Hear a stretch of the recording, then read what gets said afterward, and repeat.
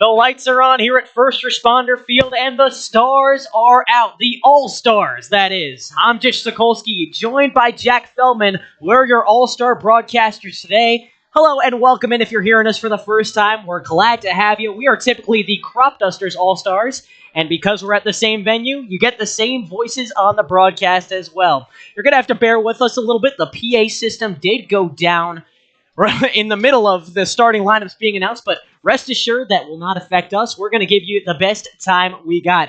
Jack, there are so many big names here, some incredible feats from up and down these lineups in the North and South Division. Just there's a palpable energy in the building tonight. The atmosphere is absolutely electric just to see all these great players from all over the Ripken League come together. Fans making the drive from Northern Virginia, from all parts of Maryland. We've got All-Stars from Texas, from Florida, from Tennessee, from all the way up in New Jersey, and even some from right here in Olney, Maryland. It's supposed to be a fun night, and we're going to make sure that everybody has a great time. Starting for the North is Kevin Scully, the big train reliever, getting his first start of the season in the All-Star game, Jack. How about that? Wouldn't you know?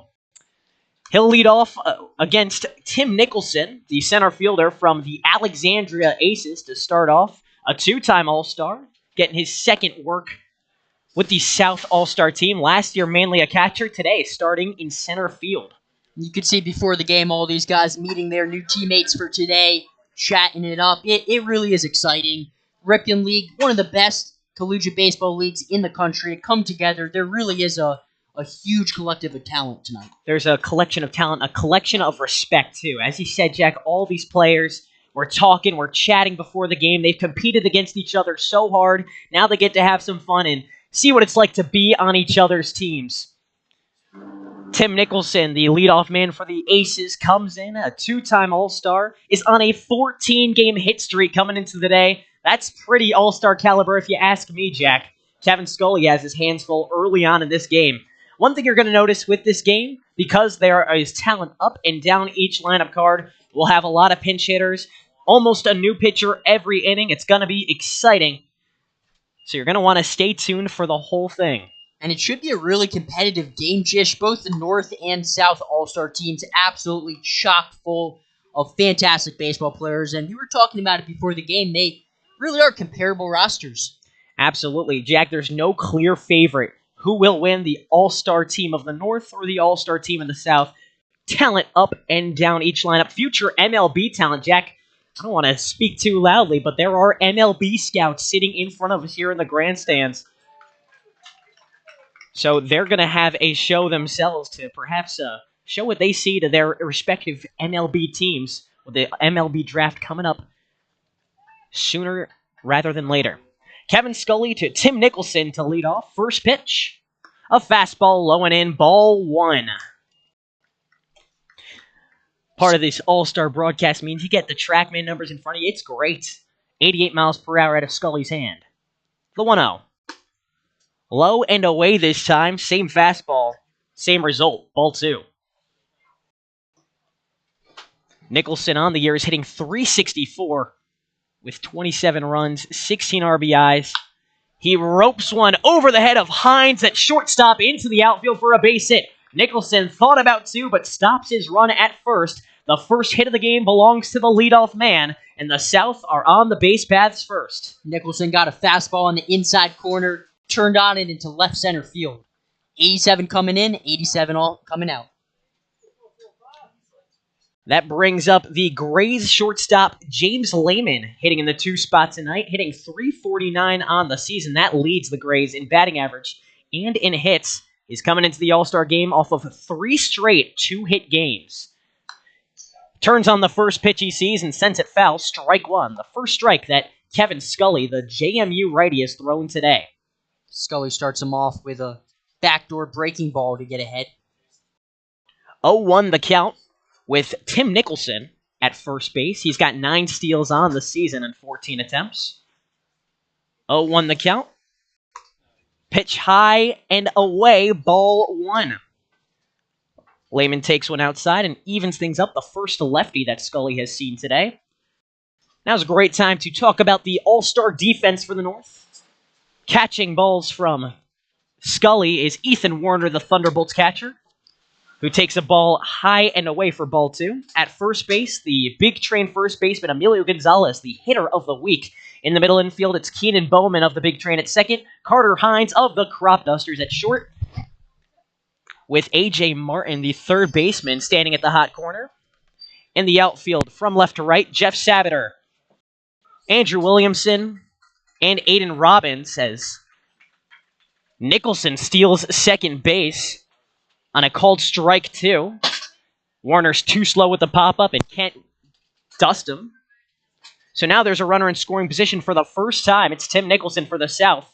In the top of the first, we are still scoreless. These guys are here to have fun, Jish. They're going to showcase their skills. Tim Nicholson, a steal guy. Expect him to steal a couple bags tonight. Hence why he's hitting in the leadoff spot. 2-2 the count for Lehman, who lines one foul to stay alive at 2-2. Lehman, the product of Bluffton, South Carolina, one of the Atlas stretching guys from Wofford College. Scully's fastball starting out in the 87 to 88 range to kick things off tonight. Looking for his first punch out with the 2-2. Swing and a miss. He got him. After an early hit, Kevin Scully strikes back with a strikeout. We're one out deeper into the top of this first with a runner in scoring position. Now Carter Grown is up to bat, the Cal Ripken's home run king. He's got 8 bombs this season, his most recent of which came right here at this very field against the Cropdusters in a 3-1 win for the Senators. He exploded that one over center field. Scully the pitch. Swinging a grounder to short. Hines fields it backhand and makes the throw to first on time and on the money for out number 2. Good job getting Carter Grown to ground out. He has so much power, just such a good hitter. He's an eager hitter, too. He swung at the first pitch he saw. Unfortunately, could not get a good swing on it and is put away. Now the go-ahead run for the South is at third base. That is Tim Nicholson with his teammate Kevin Maluski up to bat. A huge home run threat hitting in the cleanup spot tonight. The Aces catcher has 5 bombs on the year. First pitch from Scully, ball too low Just to put not Maluski a lot ahead. of guys are able to hit it out of Servpro Stadium. Not an easy home run hitting ballpark. Kevin Maluski earlier this year hit a ball in left field 446 feet. That's MLB level. That's a home run in every ballpark. He takes the second pitch high for ball 2.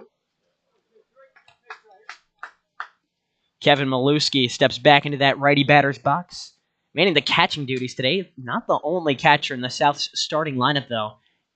Nate McHugh, the Senators catcher, designated hitting at the bottom of this order. 2-0.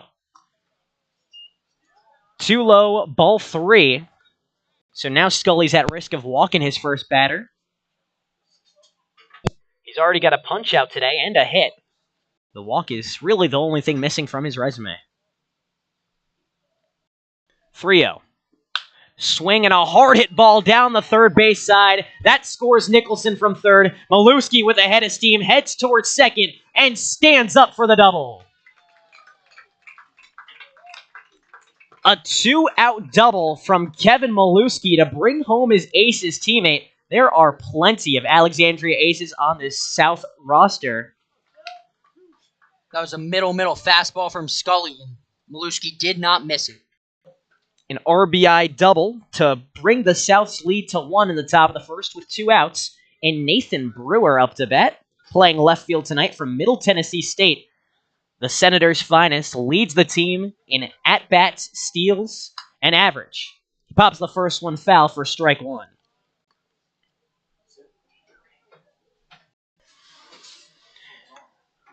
It appears as though our PA system might be working again. Stay with us. It cut out in the middle of the All-Star starters being announced.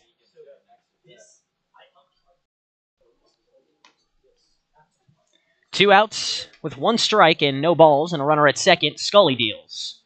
Far away, ball 1. All these guys obviously having fantastic seasons, Jish. We've been able to see them as they've come through, played the Cropdusters, and they've all stuck out. They've all had memorable games. 1-1. Swinging a foul ball, Brewer goes down 2 strikes to 1 ball. Kevin Scully on the year has 16 strikeouts in 14 innings pitched. He's the guy that the big train likes to go to in relief when the game is in the balance. He does a good job righting the ship and calming the storm. He has 3+ strikeouts in all but 2 outings this season. It's been a crucial part of that big train bullpen. He's now 1 strike away from ending the first inning. The South, lead 1-0. And Brewer swipes through strike 3. That ends the inning with a runner at second base. 2 hits to speak of midway through the first inning with 1 run scored courtesy of a double from the catcher of the Aces, Kevin Maluski. It'll be the North's turn to get things started when we return for the bottom of the first. Stay with us here on YouTube. Jish Sokolsky and Jack Feldman on the call.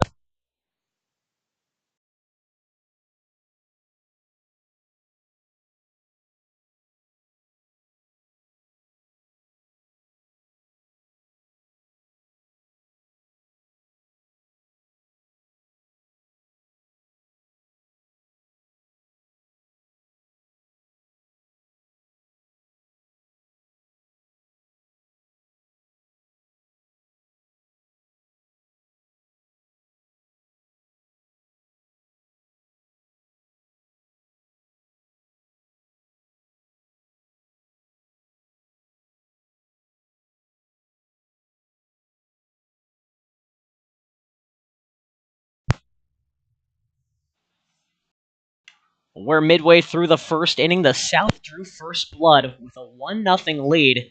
To the bottom of the first we go. I'm Jish Sokolsky, joined by Jack Feldman here for the All-Star Game 2024. And 2 aces were responsible for bringing in the first run of the day, and now it's an ace pitcher starting on the mound for the All-Star South squad. That's Zach Kwasny, the Cal Ripken League's leader in strikeouts. He's actually tied with his Aces teammate, Ethan Hotaling. And Jack, the last time Zach Kwasny pitched at this field, let's just say it didn't go well for the home side. 14 strikeouts, Jish. He was unbelievable. It was getting to the point where every time there was 2 strikes, you just expected a strikeout. 14 strikeouts remains the most in a single game by a pitcher this season. It was set by Zach Kwasny. For his efforts, he won the Week 1 Pitcher of the Week. The Ball State righty looks to recapture that magic that he had at this venue. He'll lead off against the only native, A.J. Martin, who's currently between schools after having a dominant year in JUCO, playing his freshman year at George Mason. He is a Division I talent, leading off for the north side at the third base slot. Kwasny looking for a hot start. He's thrown 47 Ks this season. First pitch in the dirt, ball 1 to A.J. Martin. Martin has a really unique batting stance, keeps that bat pretty much on the plate. Very level swing.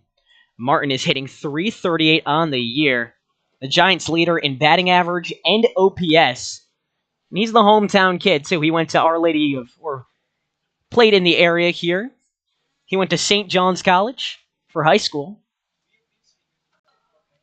2-0 the count.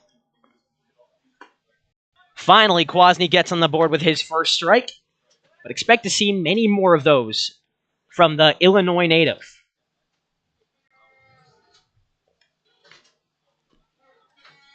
2-1 the count. Swing and a miss. Strike 2. 79 out of Kwasny's hands. He likes throwing the changeup to those righties, if I remember correctly, Jack. Martin, no stranger to leading off. He's been a staple, the Giants' leadoff spot all year long. 2-2. Check swing. Did he go? First base umpire says no. That brings the count full in the first batter of the game. Kwasny, 1 pitch away from his first punch-out or first walk. A.J. Martin represents the tying run. The 3-2. Too low, ball 4. A.J. Martin gets on base.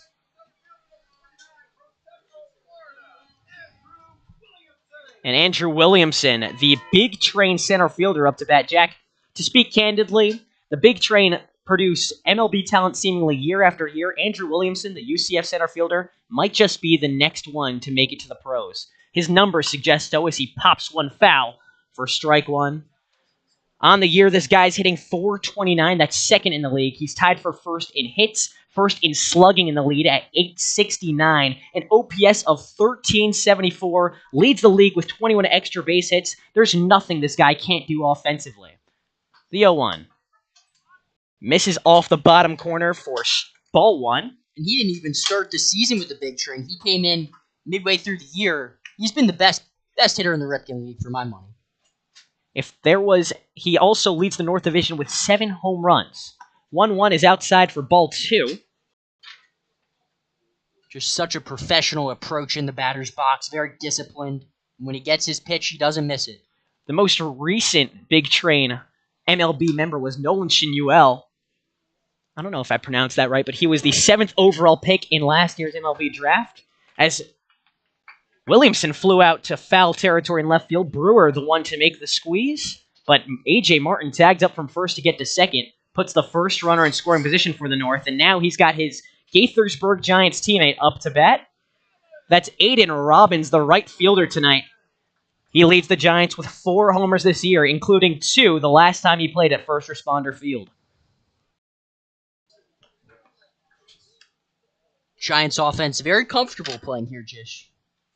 They have been very comfortable the last time they played here when they scored 10 runs. The first time, they were shut out 8-0. Robbins takes the first pitch on the bottom away corner, strike one.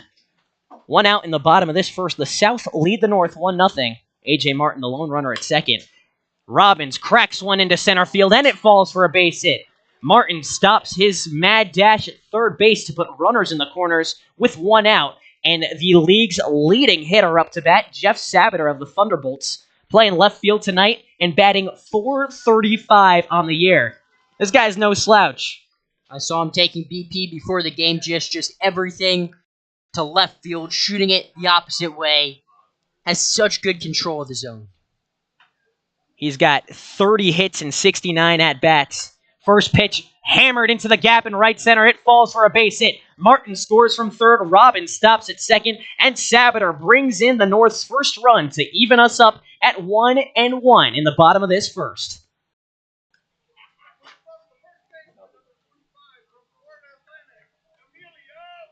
So now Emilio Gonzalez, the FAU first baseman, steps up to bat. He's been a great 1-2 punch with Andrew Williamson in the Big Train lineup.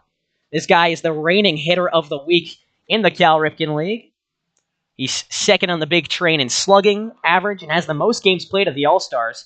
A check swing is an oopsie-daisy right to Kwasny at the pitcher's mound, who throws to second for 1 out. But the fielder's choice brings Emilio Gonzalez to first and Aiden Robbins to third. A little excuse me on a pitch in on his hands, right back to the pitcher, Kwasny. So now the first Cropduster, playing in front of his home fans, takes the righty batter's box. It's Jimmy Kirk up to bat, the designated hitter tonight. Had a very hot start to the year. First pitch low and away for ball one.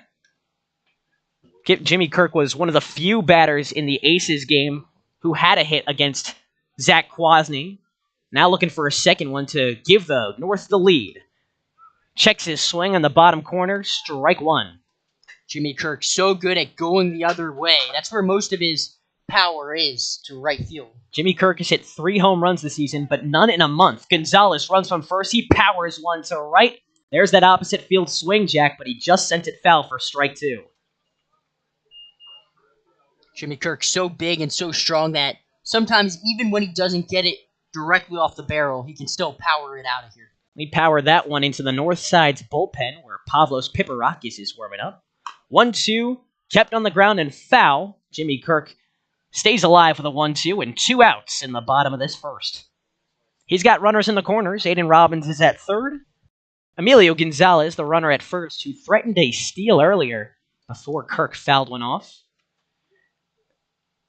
Jimmy Kirk with 3 homers, 12 RBIs on the year. Led the Cropdusters in both of those categories for a while, was the Week 1 hitter of the week for his early efforts. Has since cooled off.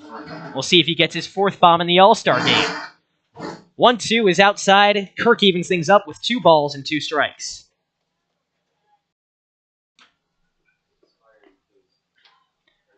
Inning on the line, the 2-2. Swing and a weakly hit fly ball to right, where that ends the inning. It was Carter Grown, the Senators' outfielder, under it to keep the game tied. 1-1 the score after one inning of play. We could perhaps see some fireworks as the game continues on. A new pitcher on the way next for the top of the second, but stay with us to see who that is. Jish Sokolsky, Jack Feldman on YouTube.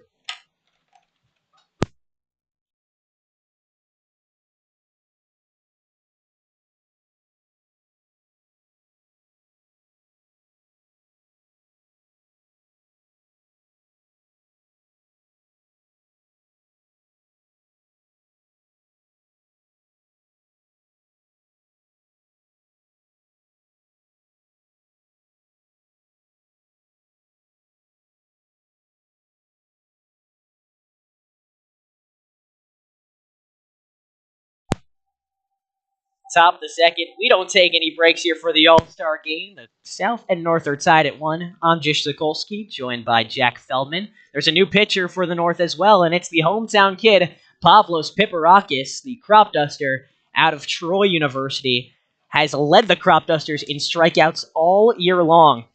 He's been one of their best pitchers, Jack, especially in clutch situations. Piparakis has been their closer pretty much all year. He's so fun to watch, can run it up to 90-91 from the left side when he's on. He's pumping strikes, doesn't walk many guys, and has great swing and miss stuff. 21 Ks on the year for the Plantation, Florida lefty. He's come a long way, and he's been an all-star for the Cropdusters, hence why he's being honored tonight. We see in the chat people wondering about the umpires. Here they are. For behind home plate, it's Anthony Mayer calling balls and strikes. The first base umpire is Yang Shea. At second base, it's Tom Russo. And the third base umpire is Anthony Hemmons. An all-star umpiring crew, to say the least. Pavlos Piparakis looking for some success against this South All-Star squad. Leading off for the South in the second inning is the Braves first baseman, Jack Pokarak, the Week 3 hitter of the week. Jack leads the Braves in home runs with 6 of them, 21 RBIs, and 18 walks. Takes the first pitch outside, ball 1 to the righty. Not only is Piparakis a fantastic pitcher, Jish, rocks a great mustache. I'm always a fan of a great mustache, Jack. Those you don't know, I got myself a mustache, Jack. We'll work on it, okay? Second pitch inside, ball 2. I don't know if you're quite at Piparakis levels yet. Oh, that's... You know what? You're close. If I get to Piparakis levels, maybe I'll be an all-star too. 2-0 misses in the dirt, ball 3. Pavlos Piparakis has yet to throw a strike to Jack Pokarak, who can be the game's first walk for either side. 3-0. Swing and a high fly ball to center field. It's dying in shallow right, where Keenan Bowman, the big train second baseman, backs up on the grass and makes the play, calling everybody off with a loud, I got it, I got it. It's an underrated part of this game, developing chemistry on the fly with the infield. Keenan Bowman seems to have himself a leadership role, I guess.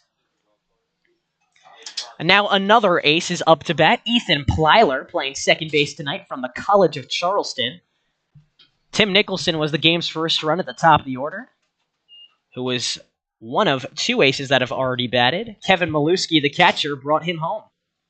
Jish, you mentioned the communication between the infield and the outfield. These guys are playing with each other for the first time, a lot of them, so that will be a storyline.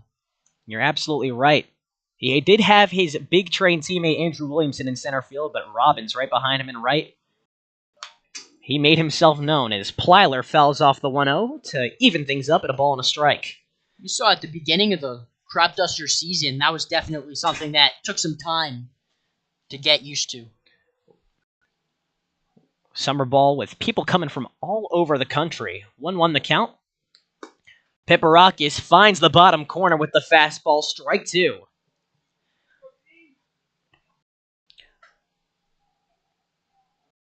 We've already seen 1 strikeout today on the southern side. The 1-2. Outside, ball 2. Ethan Plyler evens things up with a ballerina count. 2-2. 1 out with bases empty.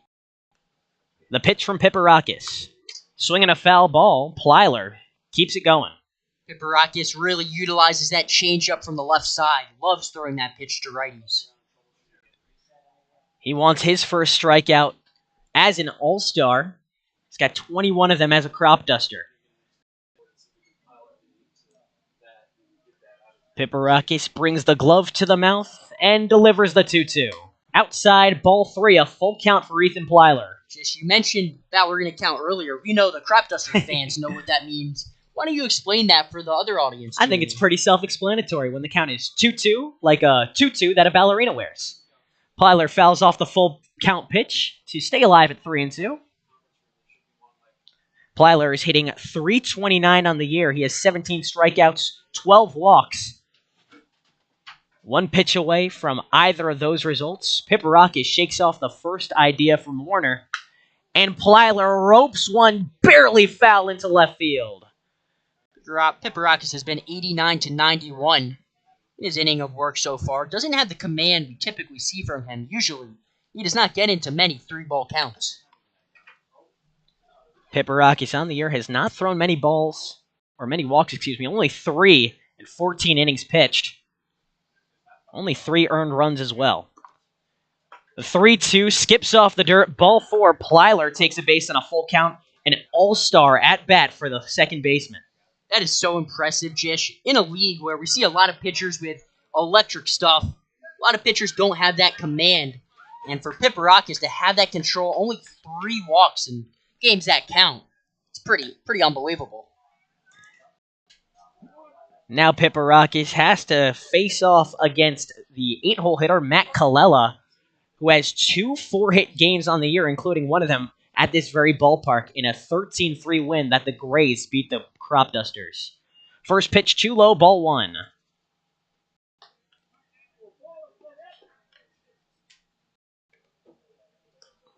(1-0) the count for Matt Colella. He has the fewest strikeouts on the Grays, and he hammers one deep into left. It's Jeff Sabater, the Thunderbolts' speedy left fielder, to make the play under it for out number 2 with the overhead squeeze. And Pavlos Piparakis has thrown 2 flyouts. He's 1 out away from getting out of it. And it'll come against the bottom of the order where Nate McHugh, the Creighton catcher, steps up to bat.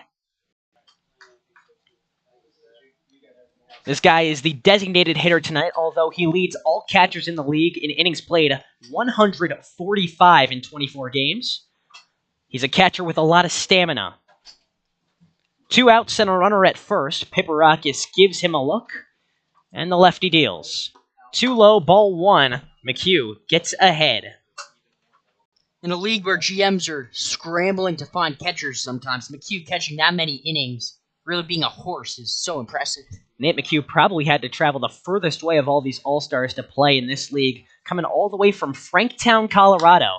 He hammers one deep into center field. Williamson on his horse back to the warning track, puts the glove on it, and ends the inning. Pavlos Piparakis throws a shutout second inning to keep the score where it is. The South have won and the North have won.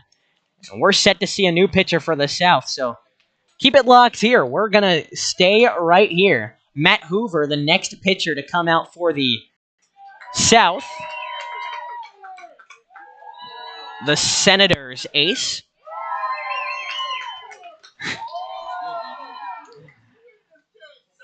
And you know, Jack, even though the PA system went down here at First Responder Field, I want to give a huge shout out to our public address announcer, Kevin, who He's unbelievable. He's unbelievable. Just remarkable with his energy when announcing the players that are up to bat, when keeping the crowd engaged. He is out there right now in front of the home plate fence, screaming at the top of his lungs which batter is next. He just engaged the crowd saying, "Let's go South, let's go North, let's go South, let's go North," and seeing which one got the most cheers. We might be a little biased, but for our money, Jish, no better PA announcer.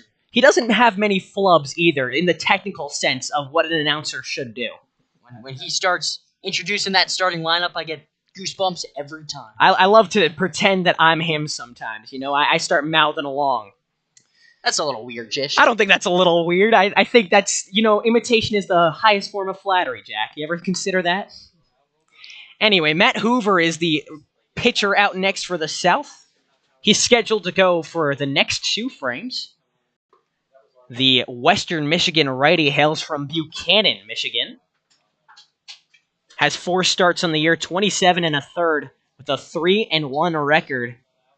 This guy's been hit around for 32 hits, but what really is impressive about this guy, 27 strikeouts to just 6 walks on the year. He's a guy who throws plenty more strikes, works all around the zone with his fastballs. His most recent start came right here at First Responder Field, where he made quick work of the Cropdusters bats. He's just relentless, pounds the zone, strike after strike after strike, impeccable command. Well, he'll start off against he'll start off against Keenan Bowman, the second baseman of the Big Train, who also has had a lot of success against the Cropdusters. 3 homers on the year. All 3 of them have come against the Cropdusters.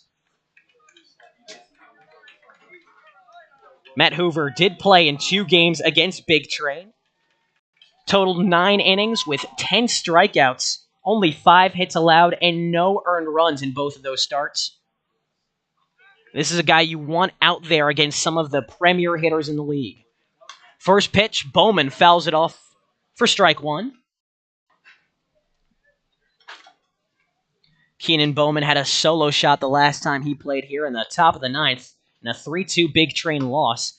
He swings and misses at a ball low for strike 2. 0-2 is the count. Swing and a line drive into the gap in left center, but it's Brewer who puts the glove in front of his visor and makes the squeeze for out number 1. A well-hit ball from Bowman exploded out of his bat, 92 off the lumber, but Nate Brewer had a great reaction out in left field.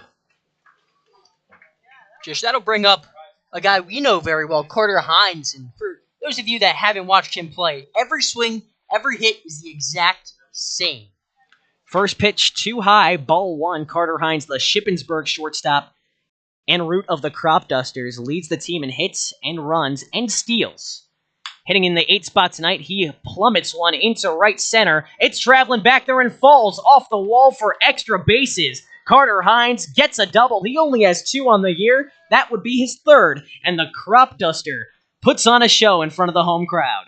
Every swing, like I was saying, just to the opposite field, shoots that gap. It's one of the best hitters I've ever seen. Ethan Warner, the catcher from the Thunderbolts, back out tonight after playing here last night in a 15-14 slugfest that the Thunderbolts took over the Crops. He caught then. He's catching tonight as well. It's hard to gain chemistry with a pitcher you maybe have just met. First pitch with 1 out. On the low corner, strike 1 from Hoover. Hoover's so good dotting that outside corner. 88 right on the black. 0-1 outside for ball 1. Warner evens things up. Warner, the catcher out of Westchester, hails from Harleysville, Pennsylvania. Hits .311 on the year with a .530 on-base percentage. Jack, that's second best on the team. First pitch is the 1-1 is too high for ball 2. I'm going to guess Sabater is first. You'd be right, Jack. Now can you guess what his on-base percentage is? Probably, 550 maybe? 603. 603. Warner shoots one up the middle. A diving play from Plyler is not enough. Hines comes home from second. Ethan Warner with an RBI single from the bottom of the order gives the North a 2-1 lead in the bottom of this second. And now we'll start all over again. A.J. Martin is up to bat. Walked on a full count his first at bat. And he was the North's first run. Now with a runner on first and 1 out. He'll try to get on base again to send him around. First pitch, low and away from Hoover, ball 1. A.J. Martin, the third baseman from the Giants. Previously of George Mason, still in that transfer portal, though. But this summer, he's put on a show for scouts and colleges alike. And hey, the PA's back on! That'll elicit a huge cheer from the crowd. And probably a sigh of relief from Kevin, who's been straining his voice. Glad to have you back, Kevin. Get that man some tea. 2-0, swing and a miss from Martin, strike one. Hoover does such a good job tunneling that outside fastball with the slider that just falls off a table right outside the zone. The fastball and the slider, both deadly pitches from the Senators' righty. The 2-1. Swing and a weak hit grounder down the left side for a foul ball and strike two.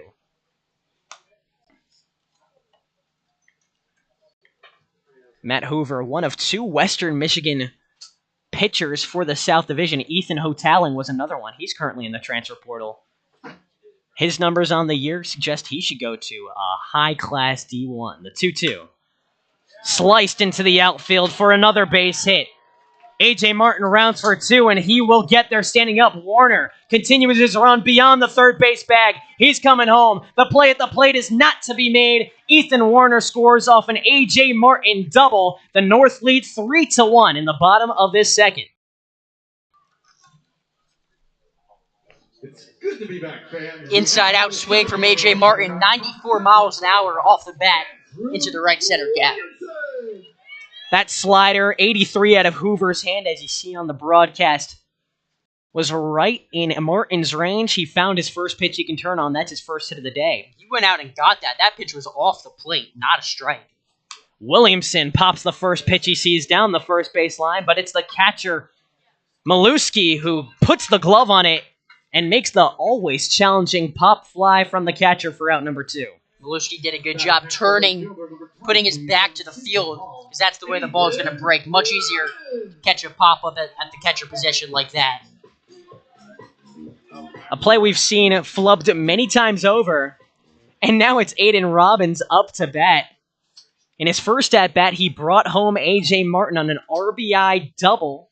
Now he's got A.J. Martin at second again with two outs. Takes one right on the hip, a hit-by-pitch to put A.J. Robbins on the bases. Just a breaking ball that didn't break, Jish.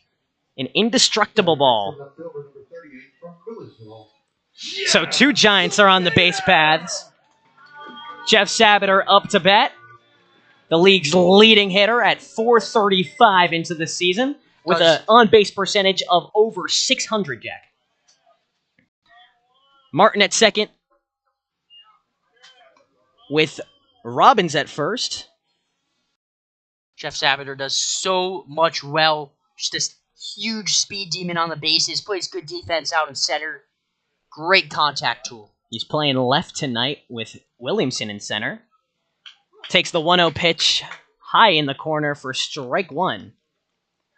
Sabater had a single his last at-bat to bring Robbins around to third, where he was left stranded. The Thunderbolts outfielder and Millersville product swings and misses at the 1-1 for strike two. Sabater has only struck out 10 times this season compared to 24 walks. He's at risk of doing something he doesn't too often. The 1-2 fouled off, so Sabater stays alive with a very loud pop to foul territory. Whenever you're walking more than you strike out, that's a really impressive trait. And for him to have that disparity be so big says so much about the type of hitter he is. His 24 walks lead the North Division. His 17 steals also lead the North. 1-2 the count, two outs in the bottom of the second. Swing and a miss, strike three. Matt Hoover gets out of it, but not before allowing two runs to the North side. Two runners are left on, A.J. Martin at third and Aiden Robbins at first. Two Giants. And that brings us to the third inning where the home side North have an advantage over the South side. That means there's a new pitcher as well for the North side. It's another big train pitcher after Kevin Scully got the start. Now it's the Alabama righty, Jonathan Stevens, stepping up, looking to do a job. He's one of the hardest throwing pitchers in the league. You'll see on the track, man.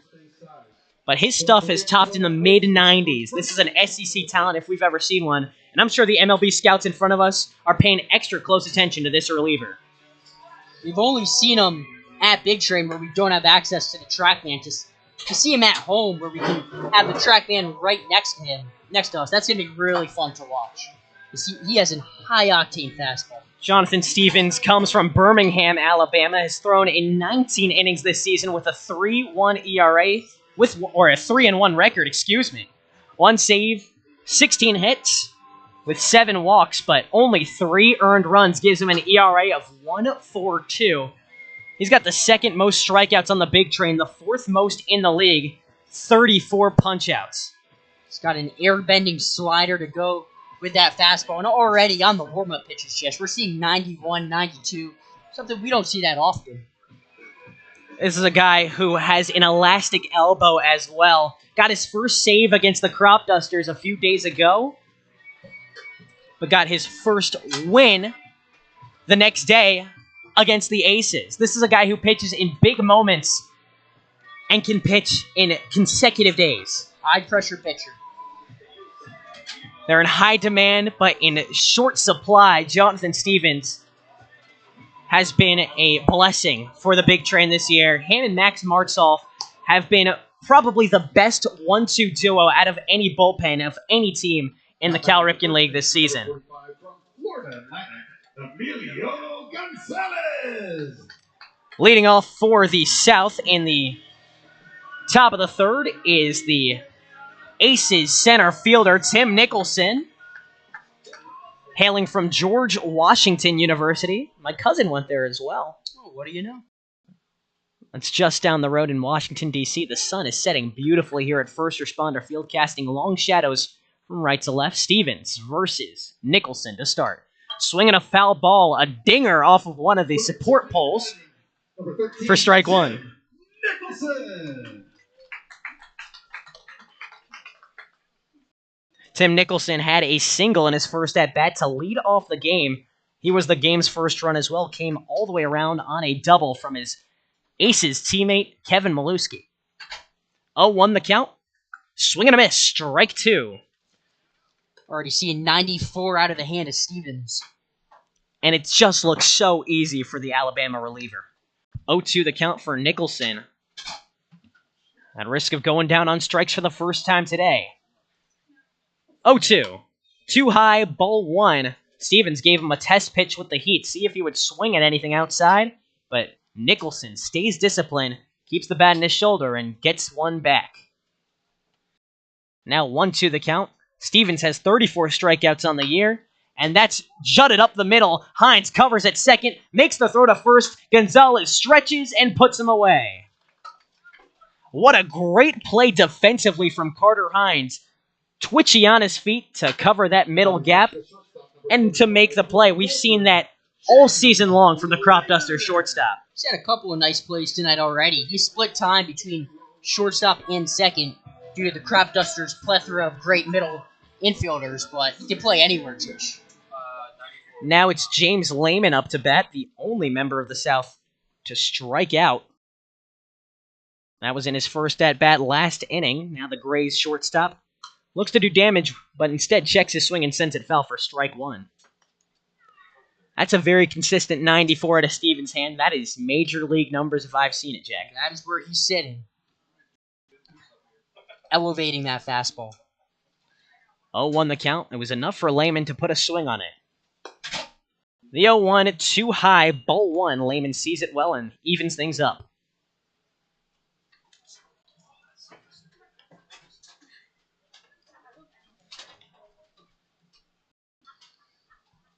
Lehman is one of the only few All-Stars to not have a home run this season, but he went for it with that swing. Strike 2 on a fastball low. Only 7 RBIs. That is the fewest among the All-Star starters for the South. A Gray squad that doesn't pick up a lot of runs, but really beats you with their devastating pitching. 1-2. Off the plate, ball 2 to even things up. We won't see any of those Grays pitchers tonight if the lineup that we got before the game is accurate, but 2 of them have been Pitcher of the Week. Champ Davis, Michael Sillis, both of them are All-Stars. They deserve their props as well. The 2-2. Too high, ball 3, a full count for James Lehman. Champ Davis, that's an All-Star name if I've ever heard one, Jish. Just put him in the Hall of Fame already Yeah. with a name like that. We've just seen the hardest throw from Jonathan Stevens, 95 out of his hand, just a little too high. Now a 3-2. Off speed, can't find the zone, ball 4. James Lehman walks after striking out his first at-bat. I was one of these scouts sitting below us, Jish. I would just see that on the roster. Champ Davis. Boom. That's it. On my radar. Number 1 overall. That's my pick. It's my criteria. Carter Grown walking out to Here Comes the Big Steppers, which is Brian Scott's walk-up music. If you're a Cropdusters fan and you've joined us for broadcast in the past, we're recycling some walk-up music for these All-Stars. Grown takes one inside, ball 1.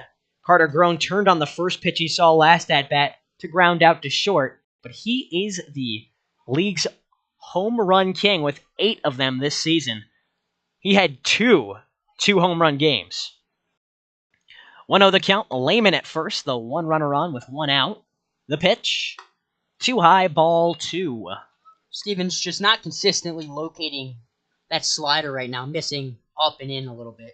The fastball has been devastating for these batters the first to go around, if they haven't seen him already this season. 2-0. Swinging a deep fly, foul ball to the right side. Carter Grown puts a strike on his resume. You can just tell, Jish, that fastball looks different coming out of Jonathan Stevens' hand. They make them different down in Bama, Jack. I'll tell you that right now. 2-1 the count. 1 out and 1 runner on. The pitch, Lehman goes, and a Grown loops one to right field. Robbins lays out and makes the grab. The throw back to first also on time, so a fly-out double play ends the inning. What an all-star extension from Aiden Robbins. The ball was slicing away, Jish. Aiden Robbins got on his horse and made a fully extended, unbelievable sparkler of a play. Aiden Robbins proven why he's an all-star, but a great swing from Carter Grown, too. That was 100 off his bat. At that point, you just throw your hands in the air and you say, I tried. I did all I could. What more can Carter Grown do to get a hit in that scenario? And, of course, you don't blame James Lehman, the runner at first, for taking the run as well. He thought that was a hit. Aiden Robbins bamboozles everyone to end the 3rd inning. Now, that ball right off the bat, I thought it was dropping. James Lehman also thought it was dropping. I think everyone in the ballpark thought that was dropping. Matt Hoover comes out for his 2nd inning of work. To the bottom of the 3rd we go. The South trail the North 3-1. The North scored 1 in the first, 2 in the second. Emilio Gonzalez to lead off the bottom of the 3rd. But Matt Hoover has to get back on the saddle this time around. Ended the last inning with a crucial strikeout to Jeff Sabater. Gave up multiple extra base hits in his last inning.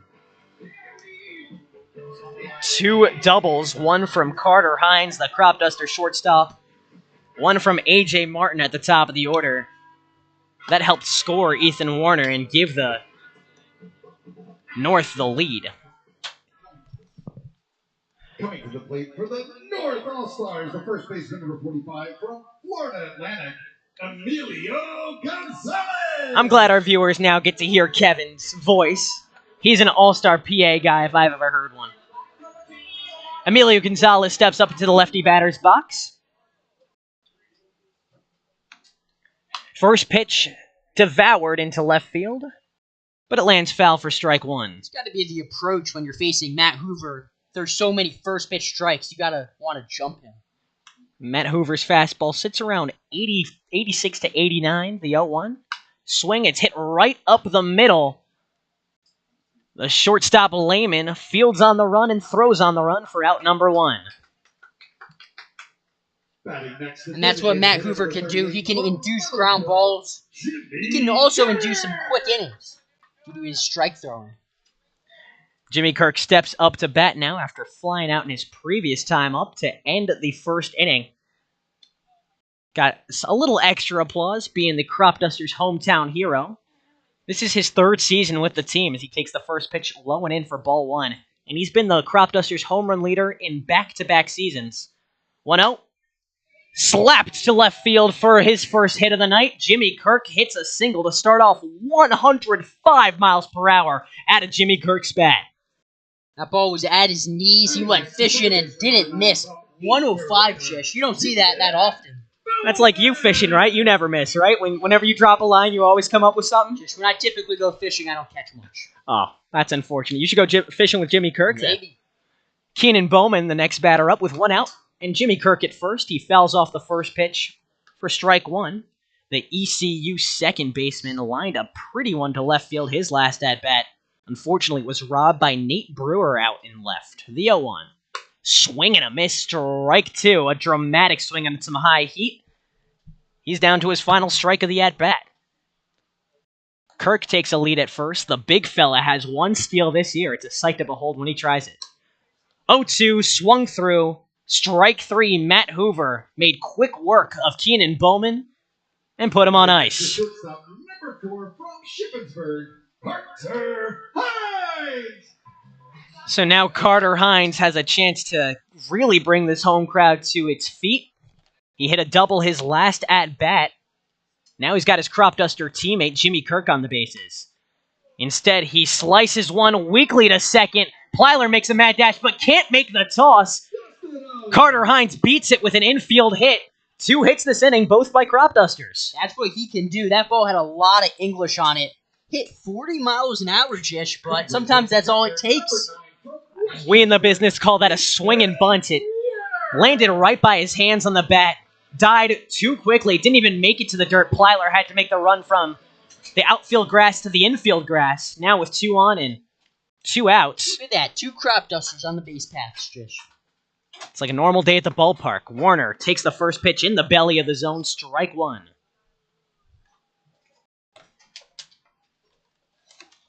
0-1 the count for Warner, who has an RBI single on his resume. Swing and a miss for strike two. Matt Hoover is getting out early and often in front of these batters. Now the Senators pitcher can end the inning with his second 3-pitch strikeout of the day. 0-2 on the way. Swing and a high fly ball. This could be the inning. Traveling back to right field, where Groen settles under it and makes the grab for out number 3. The North Division is scoreless for the first time today. Almost had a flub as 2 Cropdusters were left stranded on the bases at first and second. Ethan Warner's flyout ends the third. To the top of the fourth we go, where we're expecting a new pitcher for the South Division. That being Jesse Spector, the Aces reliever. Jesse Spector, and I've been waiting to say this, Jack, a New Jersey native. For everyone who doesn't know, I'm a New Jersey native myself, up from the Garden State. You don't miss an opportunity to mention it, Jish. Of course, he'll be up for the South. He'll be up for the South the next time they throw, but in the meantime, it's another Cropduster pitcher taking the mound for the top of this fourth. Alex Keene, the Millersville righty, steps up to bat, and the numbers might not be at the all-star level, but this guy has been a selfless arm in the bullpen, always stepping up to throw, and he throws well, too.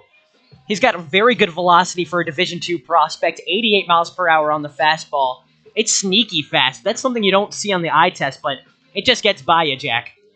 Well, he throws from a lower arm slot. That allows his sweeper to be his money pitch.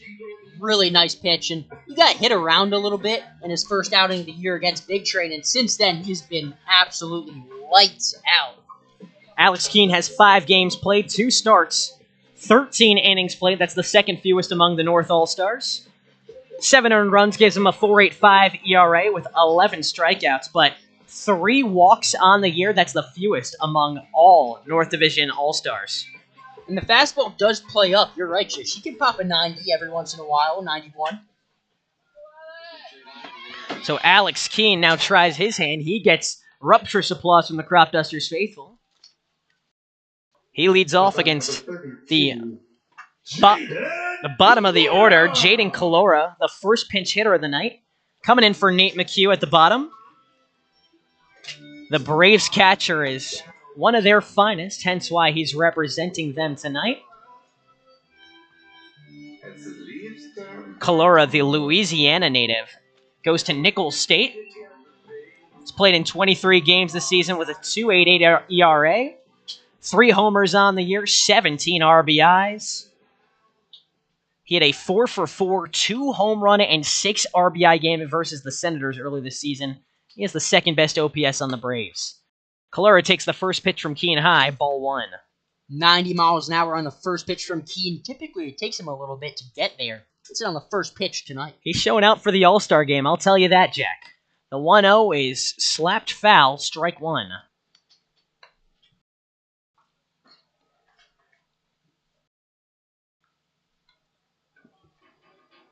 Jaden Kalura, only standing at 5'9", generates tons of power with the torque of his swing. The 1-1 skips away from Warner behind the dish for ball 2. This will be Warner's last inning of work before the North turn things over to other All-Star catchers.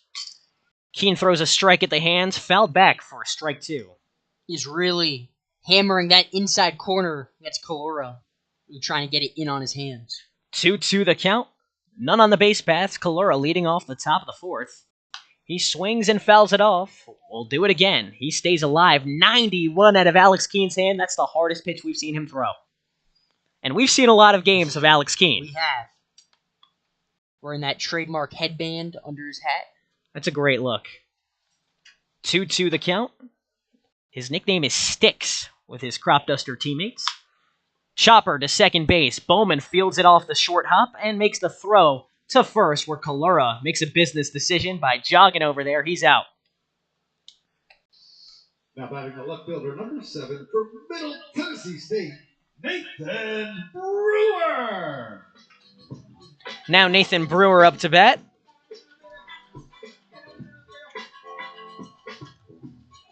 Back-to-back lefties to start things off against Keene. So Maluski was subbed out after his one at-bat, an RBI double. Alex Keene gets a called strike right on the corner of the zone. Strike 1 with the off-speed to Brewer, who slams one foul for strike 2.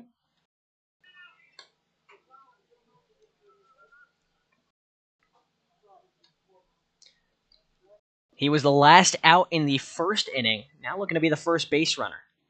Takes one low and away for ball 1, excuse me. Got ahead of myself.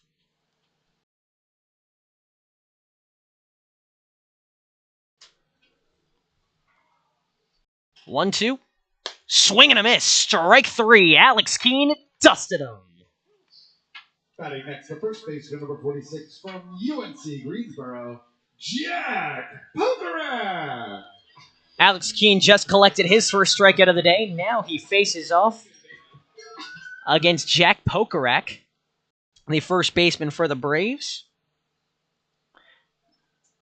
Popped up to the second baseman, his first at-bat. Takes one low for ball 1, but this guy has immense power.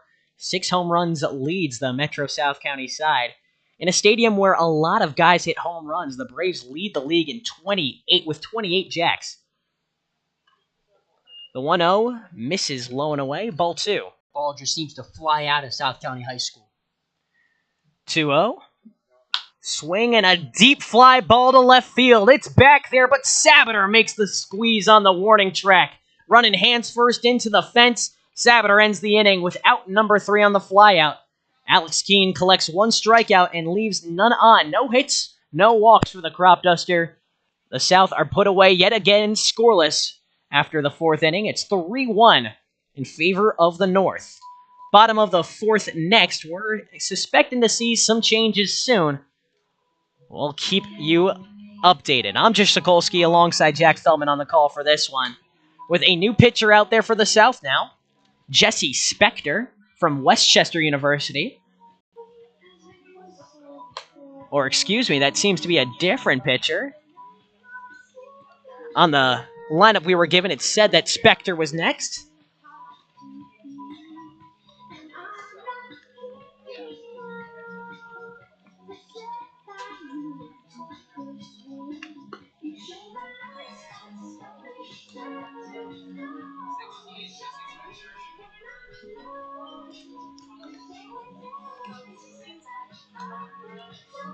That is not Jesse Spector. That is number 20, Reese Crochet. The lefty from George Washington, listed as a lefty on the website, but clearly throwing righty. That's the one thing with these all-star rosters is With all these different jerseys, all these different numbers, it's a little confusing. Reese Crochet is out there dealing. The righty. For the South All-Stars, wearing jersey number 20 from George Washington, Reese Crochet. Or pardon me, that's number 26. That is Ethan Hotaling. My goodness. Third time's the charm, Jack. Ethan Hotaling, one of the best pitchers in the league. The righty is in the transfer portal right now, and if you're a college, you might want to watch this guy throw. He leads the league with 47 strikeouts, back-to-back 11 punch-out performances. First pitch to A.J. Martin is high for ball one. Dynamic duo at the top of the Aces rotation in Kwasny and Hotaling.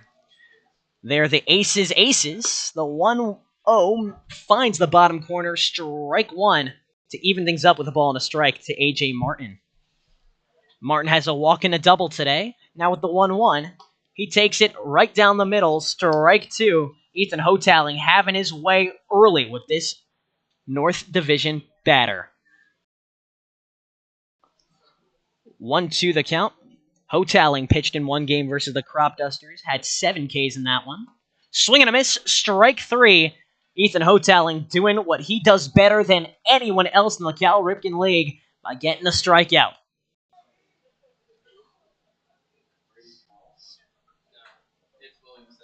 Andrew Williamson now steps up to see if he has any luck against Ethan Hotaling. Williamson with no hits so far today, looking to change that by turning on the first pitch, but instead he sends it foul for strike one. You really don't see a 0 in the hit column for Andrew Williamson that often. Even though it is early, Andrew Williamson jumps on baseballs early and often. 0-1, a swing and a miss. Make that 5 strikes to just 1 ball for Ethan Hotaling to start off. This is just power against power. 0-2 the count. Too high, ball one. Hotaling, originally of Western Michigan University, hailing from Zeeland, Michigan. Stop me if you heard that one before. He's pitched almost 40 innings, 39 2/3. He misses low for ball one. Jish, I can't say I'm familiar with Zeeland, Michigan. Hotaling 3-0 on the year in 7 contests, 35 hits, 12 earned runs, a 2.72 ERA. The 2-2 misses low to fill up the count. Ball 3 for Andrew Williamson. 47 strikeouts. He's making his second All-Star team. He was first team All-League in 2023. Hotaling is the creme de la creme of the league. 3-2, powered into right, and stays fair. It falls down at the fence for extra bases. Williamson, mad dashing to second base like a gazelle for a 1-out double to get on.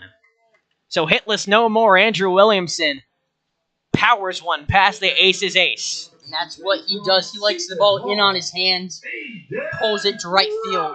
We've seen him do that quite a few times against the Cropdusters this season. The North already lead by 2, and Aiden Robbins already has an RBI. With Williamson's speed at second base, one more base hit can make it 4-1 in favor of the North. Swinging a foul ball from Robbins, who went chasing on a fastball outside, for strike one. Another strike to start off. Hotaling has started all 3 of his batters off with strikes.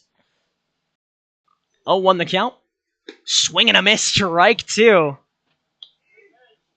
The changeup is absolutely gross from Hotaling to complement a very hot fastball. He's got the fastball, changeup, slider, a lot of great pitches. Mixes them up really well. He really can't go wrong with all 3.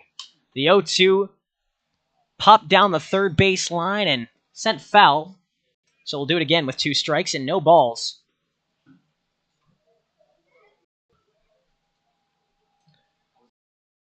Williamson at second base.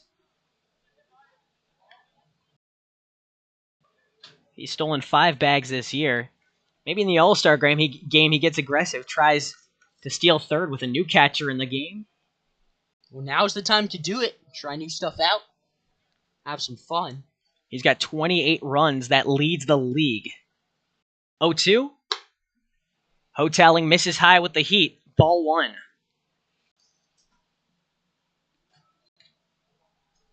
1-2 the count with one out. Williamson, the runner at second from the big train. Robbins, the Giants' right fielder, looking to not go down on strikes.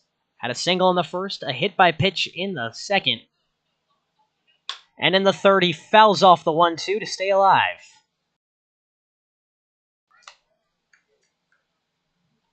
Robbins had the dazzling play on defense, too, in right field to rob Carter Grona of a 100-mile-per-hour swing.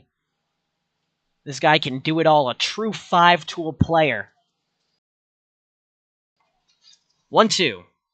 Swing and a miss, chased a low changeup for strike three, and out number two. Ethan Hotaling is indestructible. Jeff Sabater. Now Jeff Sabater up to bat, another one of those great defenders who might be even better at the dish. He did strike out his last time up on a full count. He's got a runner in scoring position and a 3-1 lead.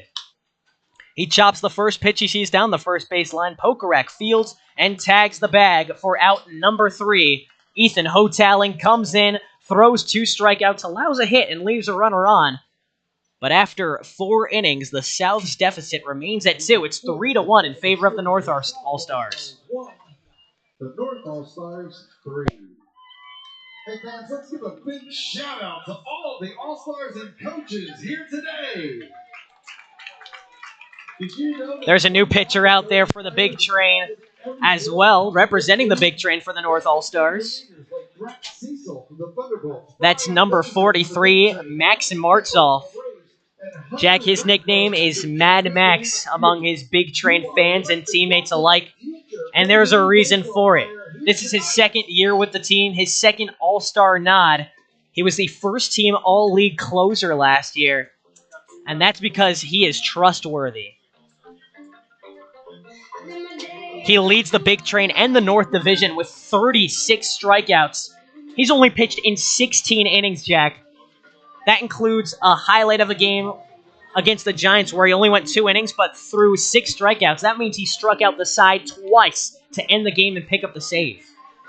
Well, he's been that closer for multiple years for the big train. They have such a good back end of the bullpen, and we've seen it showcased tonight. The lefty from FAU does what all pitchers want to do, and he does it better than all of them. He throws strikes. From Port St. Lucie, Florida, Martzoff goes to FAU. Has an 0-2 record on the year, but that's a little misleading. 2 saves, only 13 hits in 16 innings. 7 earned runs. It's a 3.94 ERA. Martzoff played for the Mets scout team as well back in his high school days. Same place that Torian Domenico, a lefty for the Cropdusters, played. They were teammates. So now it's Ethan Plyler to lead off in the bottom of this, or in the top of this 5th inning for the South inning. Plyler hitting in the 7th spot, gets his second at-bat, walked his first time up. He'll have to lead off this time around. He takes the first pitch high and away for ball 1.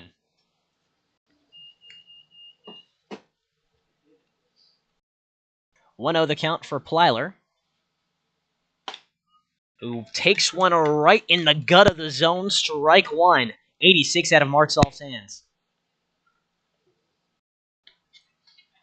Plyler, the second baseman from the Aces, takes one on the bottom corner. Strike 2. Impeccable placement from Mad Max. 1-2 the count. Low and in, ball 2. You look at the big train lineups as well. Whenever he's an available pitcher, they don't write Martzoff for the last name like they do with all the other players. They just write Max. Plyler lifts one to left. Sabater puts a glove on it and puts an end to his dreams of getting a hit. 1 out scored. Sabater's been busy tonight. Couple of nice plays in left field. And that's not his traditional position either, Jack. With the Thunderbolts, he's typically playing in the center field slot, showing that he has range to play all 3 positions in the outfield. Now Matt Colella up to bat. The third baseman from the Aces, or excuse me, from the Grays, takes one low, but a strike is called right on the bottom bar of the strike zone. Colella, such a good two-way player, great defensive third baseman as well as a hitter. 0-1, popped foul, strike two. He doesn't just play third, though. He plays at the shortstop spot as well. Those throws across the diamond, where you see plenty of errors in this league, look effortless for the Lafayette College product. 0-2 the count. Let's see what he can do with his bat. No hits today. Takes a strike three on the corner. The fastball from Martzoff got him frozen for strikeout number one and out number two. The designated hitter number 15 from Creighton, Nate McHugh. Now Nate McHugh steps up to bat, the designated hitter. Shifted over to the catcher slot after Kevin Maluski's day finished. With 2 outs and none on, Martzoff looks to finish the job. He pitches low for ball one.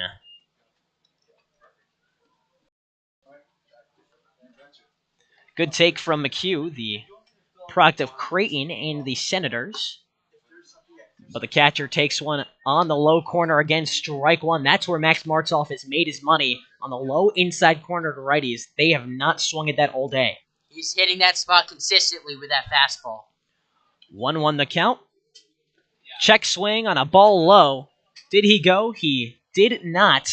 Cole Constable made an appeal to the first base umpire. The new catcher in from the big train for the North All-Stars, but no cigar, 2 balls on the scoreboard. 2-1 the count. 2 outs and bases empty. 2 low, ball 2, McHugh evens things up. He tried the inside fastball again. Couldn't quite get it there, but that fastball sets up the front door slider so perfectly. Right on the right hitter's front foot. 3-1 is powered into the left field gap in center. Sabater looks up and makes the squeeze at his waist for out number 3. A 1-2-3 inning in Max Martzoff's lone inning on the mound. We'll take a little break before heading to the bottom of the 5th inning. Stay with us here on YouTube. Jish Sokolsky, Jack Feldman, your all-star broadcasters.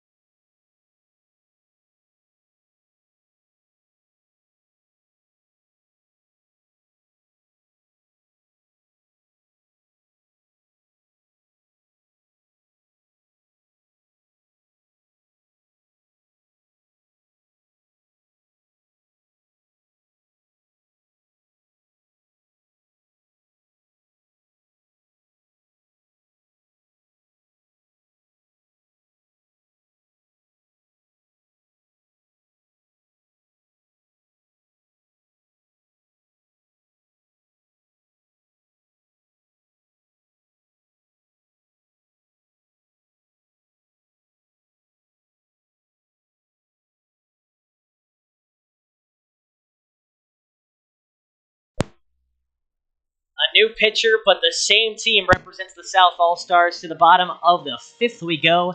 Jesse Spector steps out there now for the South All-Stars, representing the Aces in the 2024 All-Star Game. I'm Jish Sokolsky. This is Jack Feldman to my right. Spector from Moorestown, New Jersey, one of 2 New Jersey All-Stars on the roster this year. He's a guy who was a late add to the roster, but one who deserves it. He leads the entire league in saves, coming in a non-save situation, but he's only going to be asked to go through 1 or 2 innings, where he's been asked to do all season long. It's a guy who's pitched 15 innings in 12 games, with 5 earned runs, an ERA of 3, with 12 strikeouts, the most saves in the Cal Ripken League, though. He comes up clutch when it matters most. It's been a staple in the back end of that bullpen all season long. Emilio Gonzalez is set to lead off in the bottom of this 5th. Running towards the end of his time on the North All-Stars, there's a cutoff after the 6th inning where almost every player will be flipped over to the next substitute. But Gonzalez has been solid today. Even with a ground out, he's made great defensive plays at first. Takes the first pitch on the low corner. Strike one. 83 out of Spector's hand. Spector goes to Westchester University, a college that's been well represented in this All-Star Games. Gonzalez waves at one for strike two. It has. There have been a couple of Jaden Calora, a couple of guys. Ethan Warner, one of them. Jesse Spector, of course. A lot of the Thunderbolts guys come from there as Gonzalez grounds to first and grounds out after Spector covers the bag for out number one. From Millersville, Jimmy Kirk. Now Jimmy Kirk back out to bat. 1 for 2 on the day, but represents the home side Cropdusters. Walking out to his typical walkout music. That's got to feel nice. With one out, this is where he got a single last time. There's a big gap in opposite field between the first and second baseman. That's where he usually hits his balls. That does have to feel good, Jess. One of the only players on the field tonight with their walk-up music. That's a good one at that. It gets the fans jumping on home games. 1-0 swung through and missed for strike one. And it's your third year with the Cropdusters like it is with Jimmy Kirk. He always gets a rapturous applause. Perhaps the greatest Cropduster of all time. The Crops have only been around for 3 years. Jimmy Kirk has seen the highs and lows of this team, but he swings through the 1-1 to fall behind 1-2. Kirk one pitch away from striking out. Spector wants it badly. Looking for his first K of the day. The 1-2. Swinging a fly ball, Kirk stays alive on the 1-2 count. Well, that's a pitch Kirk's going to want back, a slider right at the top of the zone. Jimmy Kirk hasn't hit a home run since June 5th when he hit 2 against the Braves, including a grand slam. The 1-2 is golfed into right field and down in the gap for a base hit. Kirk rounds for 2. The big man is rumbling, bumbling, stumbling, and standing at the second base bag for a 1-out double. This has been Jimmy Kirk's most productive hitting day in quite some time. Perhaps the All-Star Game has given him the jolt that he needs. Kirk at one point in the year was hitting around 500, has since sunk down in that category to a much more reasonable 317. Still very, very good. He was on fire to start the season. Now Keenan Bowman looks to bring him home. There's been no runs since the second inning, but the first pitch from Spector tickles the top right, strike one. Bowman, the second baseman, is in search of his first hit after striking out the last time, and that might be it. A deep fly ball to left field. It's going back there, and it is out of here! The first home run of the All-Star Game belongs to a man who's hit 3 bombs against the home team. Home run number 4 of the season for the ECU second baseman makes it 5-1 in favor of the North in the bottom of this fifth.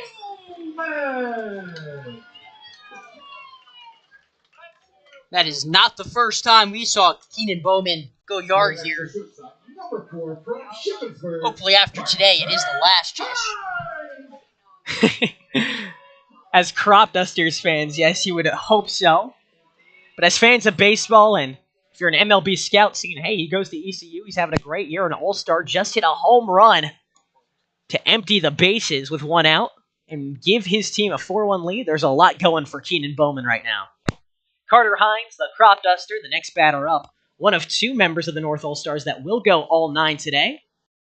The 1-0 is taken high and in for ball 2. Him and Bowman will both go all 9, keeping the middle infield intact all the way through. 2-0 the count. Keenan Bowman just brought in 2 to make it 5-1 in the bottom of this fifth if you're just joining us. Carter Hines, 2 for 2 on the day, with a double and a single, but collects his first strike on a fastball high and away.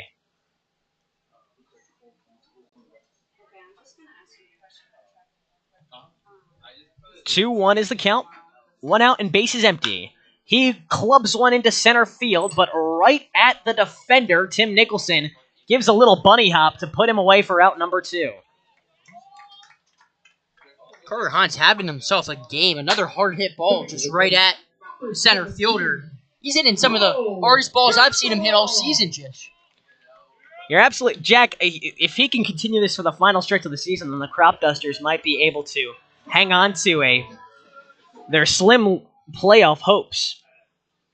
Currently in the playoff picture, but on a downward trajectory as Cole Constable gets his first at-bat of the evening. Well, he's one of the most important hitters, if not the most important hitter in the Dusters lineup. Constable has the lowest average of all North All-Stars, but he is a rock behind the dish for the Bethesda Big Train. Evens things up with a ball and a strike. There's a reason why Colangelo loves him behind the plate. Just a presence on the field. And he hammers one deep into center field.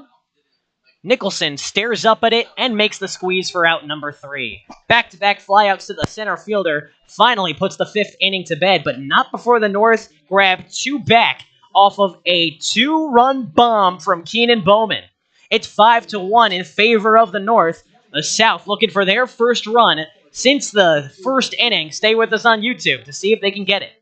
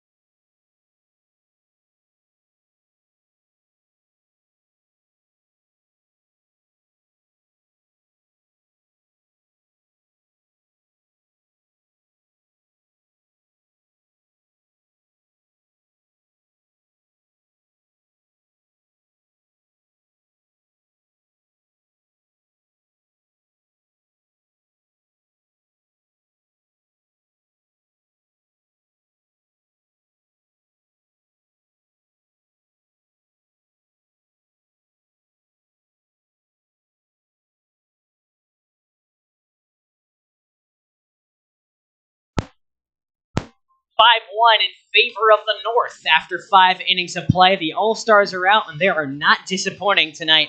Jish Sokolsky and Jack Feldman on the call here for your broadcast on YouTube. Aiden Gonzalez, the submarine pitcher from the Giants, now takes the mound for the North. And this is a guy who no batter wants to see. Leads the entire league with 4 wins and has the lowest ERA among eligible pitchers as well.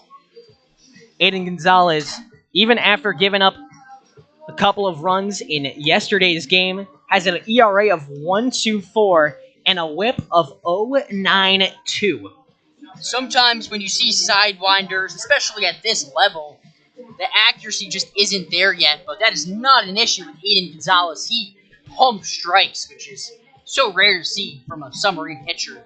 Gonzalez, the righty from UMBC, has been borderline unhittable against all teams he's played. 22 strikeouts as well. Not a bad tick. Only 3 earned runs in 21 2/3. The best part about Aiden Gonzalez is he's a guy who's ready to go almost every other day. This guy is seemingly always the reliever that the Giants go to. Hence why he leads the league in wins. He leads off against a pinch hitter now for the South, Billy Fluharty. The center fielder gets his first at-bats for the South. First pitch is high and away, ball 1 to Fluharty. Fluharty, another one of these guys that has a homer at Serve Pro this year. That came in the last game he played here, a solo shot over center field, and he ropes one up the middle that bounces through for a base hit. Fluharty is 1 for 1 on 2 pitches faced.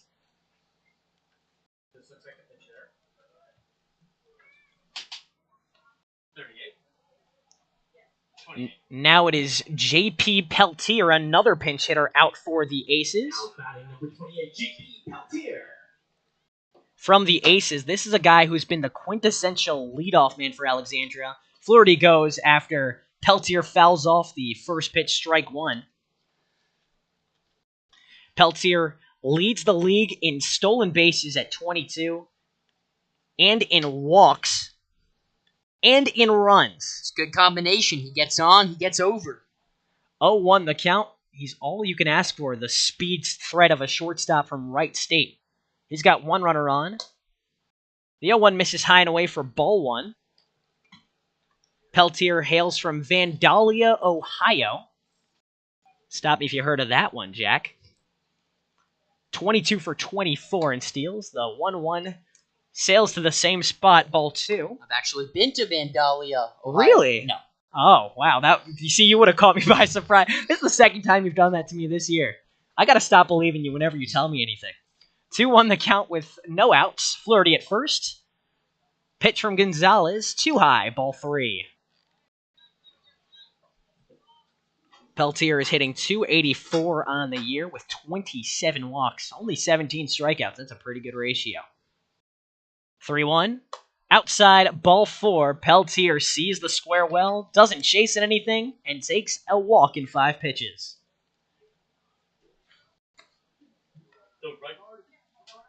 The right fielder, number 23, Carter Grown. Carter Grown now set to step up to bat, looking for his first hit. He was robbed of one his last at-bat on a 100-mile-per-hour slicer to right field, but there's a new right fielder out there. Aiden Robbins, who robbed him of his last one, is done. John Dunyan stands out there for the Thunderbolts. Sure, Grown will be happy to hear that. Well, Carter Grown just fouled off his first pitch through the safety net behind home plate. We've seen a lot of games here, Jish. I don't know if we've seen that. Only someone with the power of Carter Grown, who's hit 8 homers on the year, could get one through the safety net behind him. 0-1. Swinging a hard-hit ball up the middle and through for a base hit. Flaherty rounds third, and he's coming home. The throw from Diaz cannot get there in time, but back to second from Constable, also not on time. A no-out double from Carter Grown brings in 104 off his bat. It's now 5-2. The North's lead is cut down to 3. That ball was smoked. Just on a low, frozen rope. What a way to get your first hit, Carter Grown. A huge double right up the middle. Aiden Gonzalez is so far not recorded an out, something that he's done so well all season.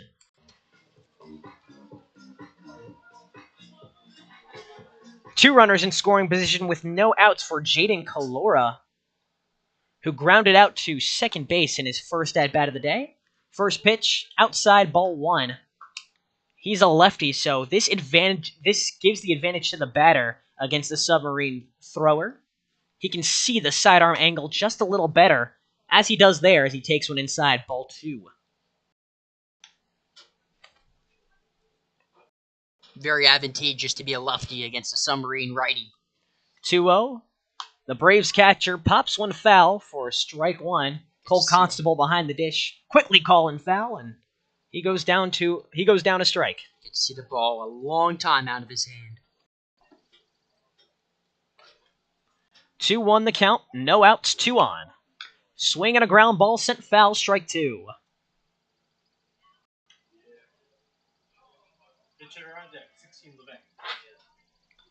2-2 the count, a ballerina count for Jaden Calora. North lead the South 5-2. Both sides getting their first run since the opening innings. Gonzalez sinks one low, ball 3.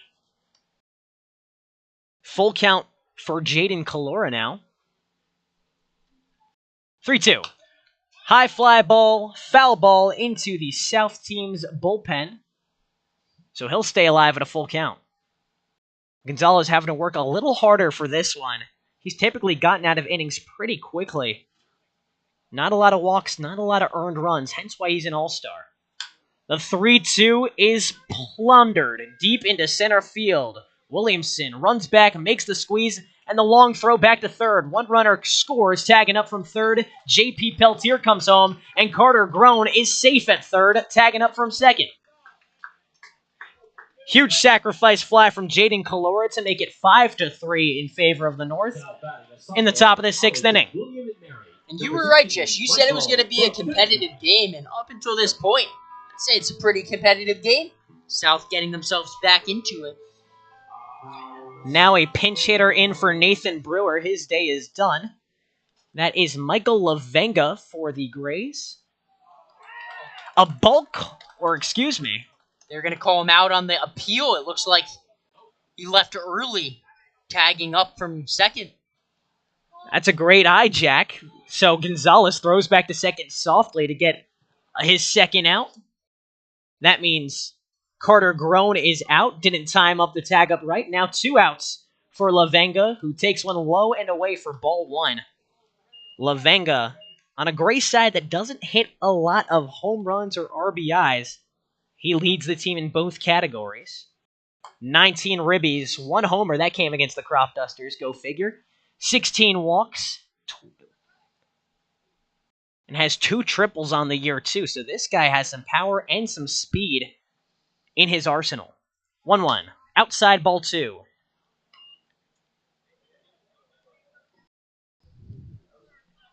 Two-one the count for Lavenga, the outfielder from William and Mary, originally from Alexandria, Virginia. Swings and misses for strike 2. A devastating high-heat fastball from Aiden Gonzalez to put him 1 strike away from ending this inning. Gonzalez likes throwing the fastball up in the zone, something you typically don't see from submarine pitchers. 2-2.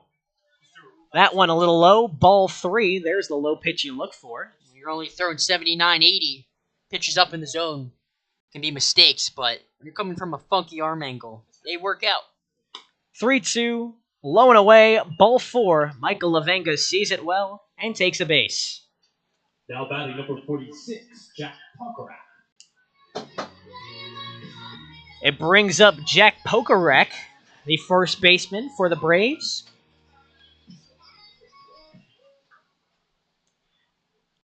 There's another base runner on for the South who have already scored 2 in the top of this 6th to make it 5-3. But they're 1 out away. Pokorak represents the tying run. He takes one high and away on the zone for strike 1. Pokorak leads the Braves with 6 home runs. Another one would tie this game up. Gonzalez tries the pickoff, but nothing doing. Lavenga slides back safely. Pokorak, one of these few players playing the entirety of tonight's game. 0-1 the count. 2 outs and the pitch. Check swing on a pitch inside. Ball 1.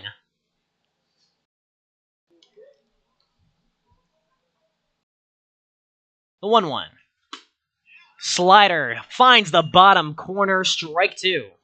Perfectly painted pitch from Gonzalez. Now he can go back inside. He can go even further out with the slider. A lot of options. 1-2. Outside, ball 2. That's where Gonzalez has been missing a lot. On the glove side, he's just yanking these fastballs. You have a pitcher throwing from that arm angle. Usually, when they're missing more horizontally than vertically. 2-2. Swing and a miss. Strike 3. Aiden Gonzalez picks up his first strikeout, and it's swinging. But the South came storming back with 2 runs this inning. It's now 5-3. The deficit is back down to 2. To the bottom of the 6th we go. The North looking to extend that lead just a little bit more. New batters await you at the bottom of the 6th inning. And it'll start with Ryan Quadros, the third baseman for the Thunderbolts. He'll go up against another reliever for the South. That's number 41, Davis Rivers of the Senators. Coming all the way from Columbia, South Carolina. Jack, what's the capital of South Carolina? Charleston? I believe you're right. Bang. Just kidding, it's Columbia. Gotcha.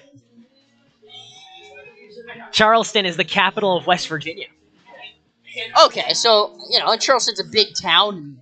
Well, there is a Charleston in South Carolina. I know, and it's a big town. It is a big town. It's a very popular town. It's very nice. It wasn't a terrible guess. But Davis Rivers comes into the All-Star game smoking hot. 13 strikeouts in his last 2 innings. His first start came, just 2 days ago, where he tossed 6 strikeouts in that one. He's gone 21 1/3 so far this season, with 7 earned runs. That's a 2.96 ERA. Sub-3 is where you want to be if you're an All-Star, and he has the lowest whip on the Senators as well at just 0.89. That's the fewest among all All-Stars. Just by .01, though. This is a guy who doesn't allow a lot of base runners. That's the big one. We're back to the top of the order, though, for the North. With a new batter, it's Ryan Quadros up to bat for the North. Now batting number 32 from Marymount, Ryan Quadros. Quadros is a two-way player for the Thunderbolts, listed on the site as a pitcher, but he is second on the team in average. From Marymount, he does it all, including get hits. He was a single shy of the cycle in a 6-5 win over the Braves earlier this year. He swings and whiffs at the first pitch low for strike one. That's the easy one, Jack. When you're hitting for the cycle, usually the single's the first thing you get. It just shows he has a tendency for the big hit. The 0-1. He gets one right there. A line drive to the gap in right center. That falls beyond a sliding glove of Billy Fluharty. Ryan Quadros nails a second pitch single with no outs in the bottom of the sixth. 27 from Tulane, Chris Diaz. Job by Grown to back that up, keeping Quadros at a single. Now it's Chris Diaz, another pinch hitter, in for his Big Train teammates, Andrew Williamson.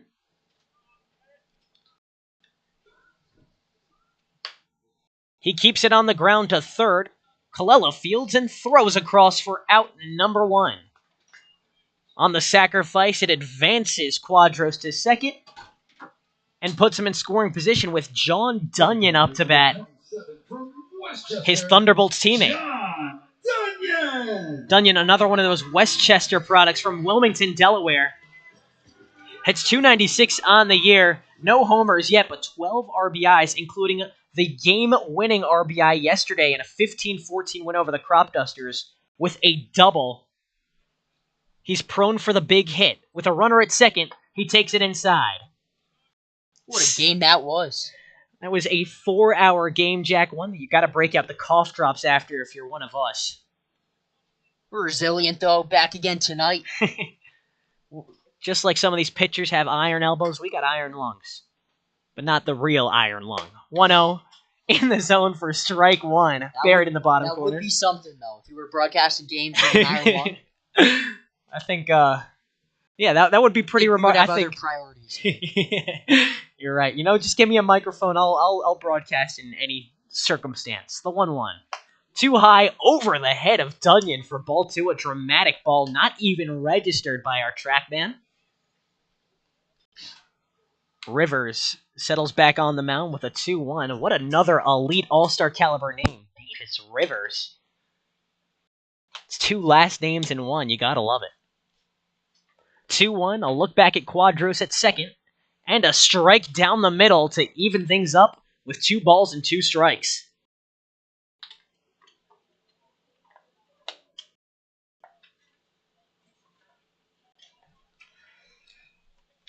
Two-two is the count. A ballerina count with 1 out and 1 on. Swing and a miss. Strike 3. Davis Rivers collects his first victim. And that is John Dunyan, sent back to the dugout with his head hung low. Bryce Herb up to bat, the Cropduster left fielder. A well-deserved nod, if I do say so myself. And Jack, I know you're more excited just to hear his walk-up music. I'm a big fan of his walk-up music. Stolen Dance, a great one. With 2 outs and a runner at second, Bryce Herb looks to do what he does best. First pitch, inside, ball 1, and that's get extra base hits. He leads the Cropdusters in that category, especially in doubles. It seems that he's due for one almost every single game. He has hits in 9 of his last 11 games. He leads the Cropdusters in average with .333 and in extra base hits. I would say probably the most consistent hitter on the Cropdusters. I think argument to be made for Carter Hines, but a lot of these players have had ebbs and flows. Seems like Bryce Herb has just hit the entirety of the season. There must be something in the water in Shippensburg. Both Shippensburg Cropdusters have been all-star hitters this season. Herb fouls off the 2-0 to bring us to 1 strike in the count. It's 2-1 with 2 outs and a runner in scoring position. If we can get another one of those signature Bryce Herb swings, then Ryan Quadros can easily come home from second. Rivers has other plans with 2 outs on the scoreboard. He takes a look back and delivers the 2-1. Inside, ball 3 gets away from his Senators teammate McHugh behind the plate. Quadros takes third, and Bryce Herb takes ball 3. Bryce Herb so adept at going the other way with power. Most of his extra base hits are into that right center gap. Still no homers on the year, but has a triple, a handful of doubles. This guy has an affinity for more than one bag. 3-1. Swinging a foul ball, a full count with the inning on the line next. That dislodges another baseball that was stuck up in our warning net. So now Bryce Herb settles in with the 3-2 and 2 outs. Bryce Herb just might heat singles, Trish. Oh. And he must be a big fan of Valentine's Day, Jack. 3-2 the count. 2 outs and a runner at third. Swing and a miss. Strike 3. Davis Rivers sends Bryce Herb packing for the inning-clinching punch-out and keeps the South deficit at just 2 runs. That was 88 out of Rivers' hands, the fastest we've seen him throw. And now we're in the final third of the game. South gets to swing in first. We'll see you there at the top of the 7th. Stay with us on YouTube. Trish Sokolsky, Jack Feldman on the call.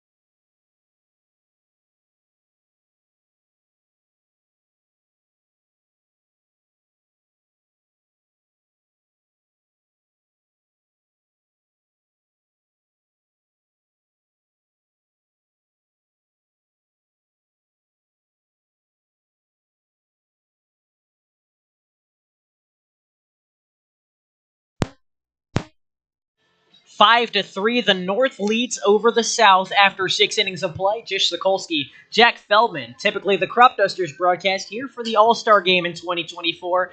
Jack, I've had a fun time so far today. I don't know about you. We've seen a little bit of everything. We've seen a home run, we've seen great hitters get hits, and we've seen some devastating pitchers from some of the best talent in the league. This All-Star Game so far has lived up to the hype. Oh, I always have fun with you, Jish.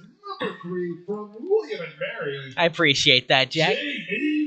There's a new pitcher for the North, as there has been every inning. It's now Aiden Rittenauer, the fourth big train pitcher we have seen today, after Kevin Scully started, with subsequent appearances from Jonathan Stevens of Alabama and Max Martsolf of FAU. Aiden Rittenauer hails from Shepherd College. He's got the lowest whip in the North at 0.88. That's walks and hits per innings pitched. He leads off to Jamie Laskovsky getting his first at-bat. His first pitch, a strike right down the middle.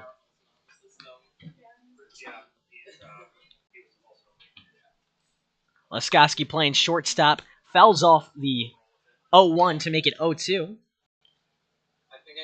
Laskovsky, one of those defensive savants who subbed out a lot of these Braves games, but he really shouldn't be. He's got all-star caliber talent, can hit home runs too. Hit a solo shot last time he was in this ballpark. Takes the 0-2 outside for ball 1.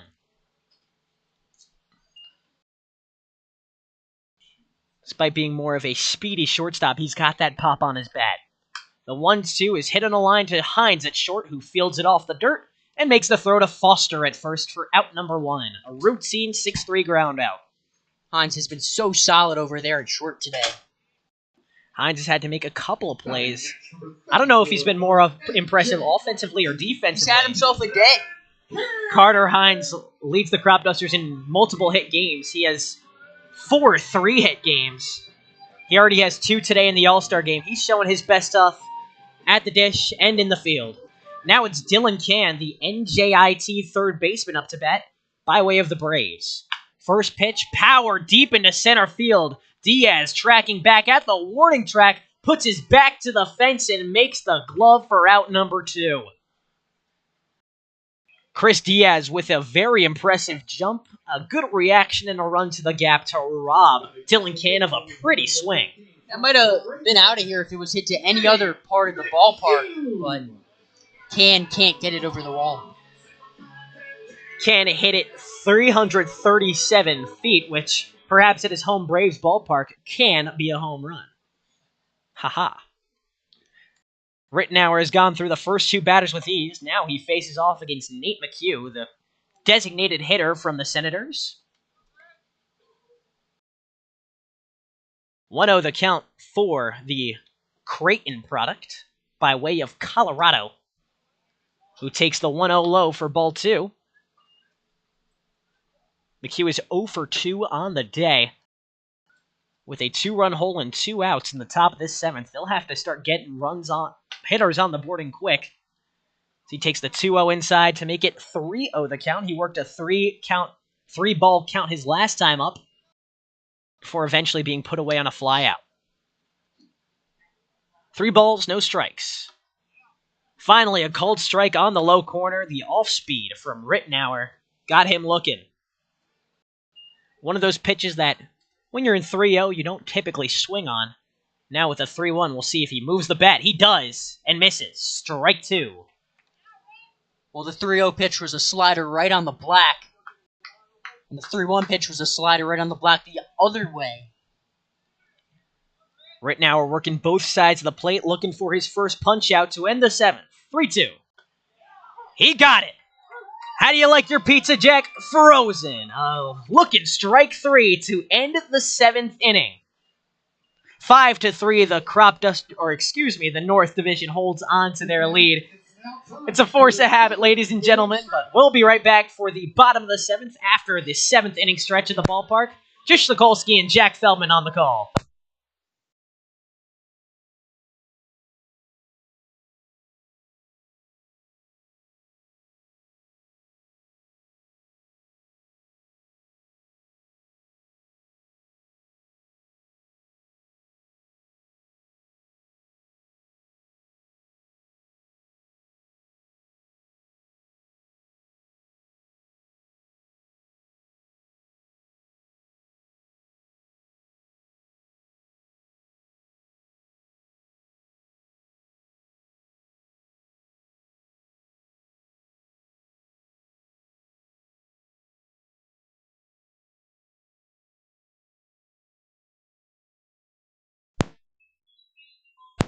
Jish Sokolsky alongside Jack Feldman with you at the All-Star Game 2024 at First Responder Field in Olney, Maryland, home of the Cropdusters.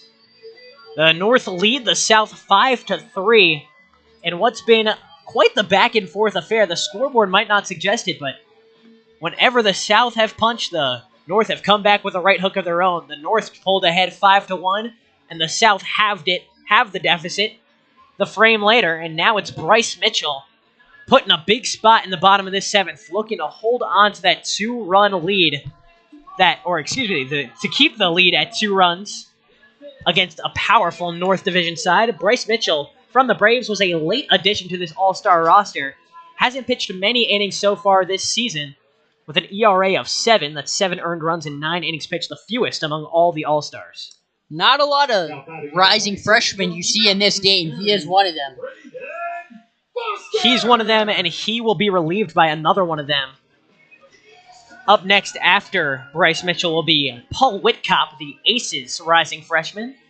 He faces off against the powerful Braden Foster, the first baseman for the Thunderbolts, getting his first at-bat to start.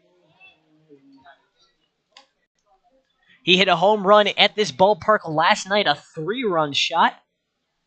And he's looking to bust this game wide open. His team leads by 2 in the bottom of the 7th. And if there was a home run derby for the Cal Ripken League, even though the numbers don't suggest it, the pure power does, as the Mullica Hill, New Jersey native pops one into center, and it falls for a base hit.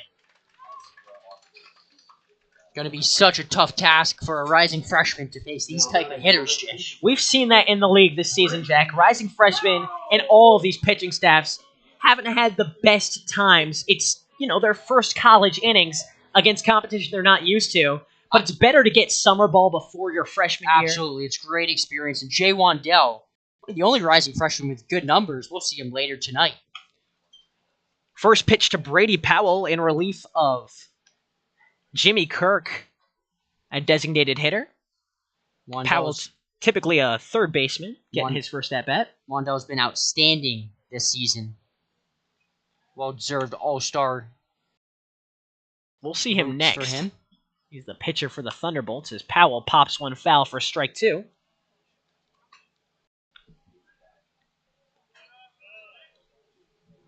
Brady Powell, one of 3 members of the Giants hitting for the North Division tonight. Powell's hitting at .301 on the year. He leads the Giants in at-bats, steals, doubles, but also in strikeouts. 0-2 the count. Mitchell looks for his first punch-out of the game. He's only got 7 on the season. That's the fewest among All-Stars. 0-2. A looking strike 3. Brady Powell is put down in 3 pitches. Bryce Mitchell gets ahead of the North Division with his first out.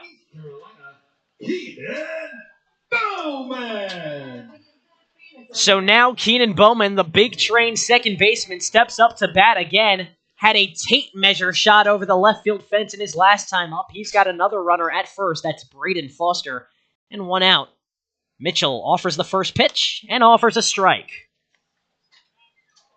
Bryce Mitchell has thrown his off-speed, his slider, against batters to lead him off, and he gets ahead 0-1 again. A strike and no balls with Foster at first, a really dirty white jersey. Bowman fouls off the second pitch to make it strike 2. How about 5 straight strikes for the rising freshman of Bucknell? Fastball ticking up to 87. Jack, correct me if I'm wrong, but you've worked out with this guy personally. He's from Damascus, Maryland. You're from Potomac. 88 miles per hour was his peak. The 0-2 fouled off from Bowman. In workouts in the winter, he's hit 90, but it's a different stage when you step on the mound in-game. You're absolutely right. You can be a bullpen warrior or a batting practice warrior all you want, but the guys here in the all-star field are people who have put it together in-game. They're the creme de la creme of the Cal Ripken League. Throwback to first, did not get him, but an impressive spin from the rising freshman. Braden Foster slides in safely at first. He's looked really good tonight. Way better than last time we saw him, Jish. He played at the Cropdusters, only got through a third of an inning. The 0-2 skips away from his catcher behind the dish, Jaden Kalora, who settles quickly. But he's to keep the pitch from going wild. A dangerous hitter in Keenan Bowman. Bowman once ranked the top-ranked shortstop from South Carolina his sophomore year of high school. He already sent 1 baseball back down to the 13th original colony. So he fouls off the 0-2 to stay alive at 0-2.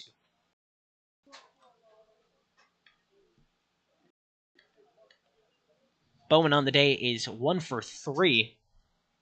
2 came in off his home run blast. He's looking for 2 more with another if he can get it. The 0-2. Inside, too low, ball 1. Bryce Mitchell keeps picking up dirt from the mound, just trying to get a grip on that baseball. That's a good place to find dirt, Jack. There's a lot of it on the mound. I would say so. 1-2. Fastball low and away, ball 2. Keenan Bowman evens things up with a ballerina count. If you're in need for dirt, maybe check the pitcher's mound. That's an astute observation. This is why we pay you the big bucks. 2-2 the count. 1 out with a runner at first, Braden Foster of the Thunderbolts. The pitch. Swinging a foul ball, Keenan Bowman says, "I'll see you again." Keenan Bowman, such an experienced hitter. Bryce Mitchell was throwing the kitchen sink at him. Keenan Bowman just fouling pitches off, waiting until he gets something he can handle. It's one of the most frustrating things that can happen to you as a pitcher. You would know as a former pitcher yourself, Jack. When you're looking for that punch out, keeps getting fouled off. 2-2 again. Another foul ball right through his legs. Keenan Bowman will not quit. Mitchell's thrown him everything. 88-mile-per-hour fastballs, 73-mile-per-hour sliders. Nothing doing. Bowman stays alive at 2-2. Throw back to first, not on time. Pokerak leaps up but cannot bring home Braden Foster. 2-2 the count. One out in the bottom of the seventh. The North lead by 2. Line drive right to the shortstop, who throws back to first, but Pokerak can't make the squeeze for the double play. A line out instead to be scored to Keenan Bowman. Electric play from Peltier, the shortstop. And great heads-up instincts as well to make the throw back. Unfortunately, could not turn the double play.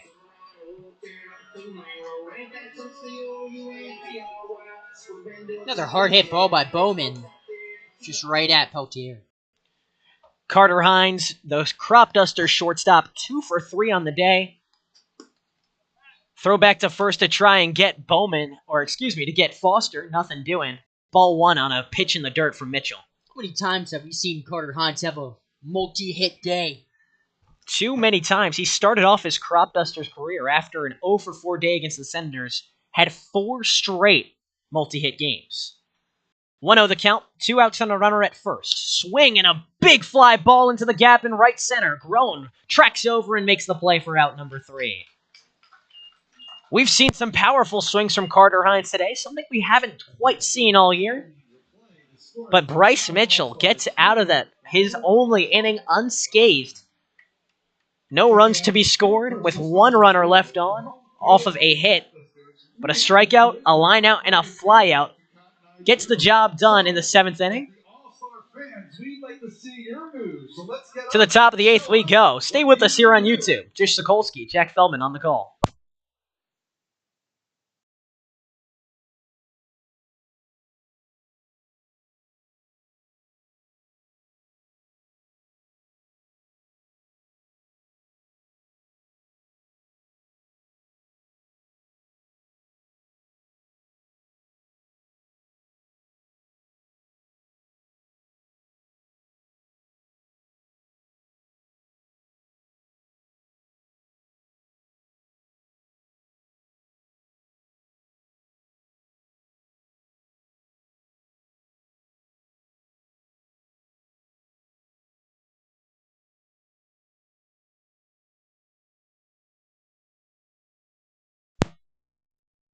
New pitcher for the North, new catcher for the North in the top of the 8th inning. Jish Sokolsky and Jack Feldman here for the All-Star game.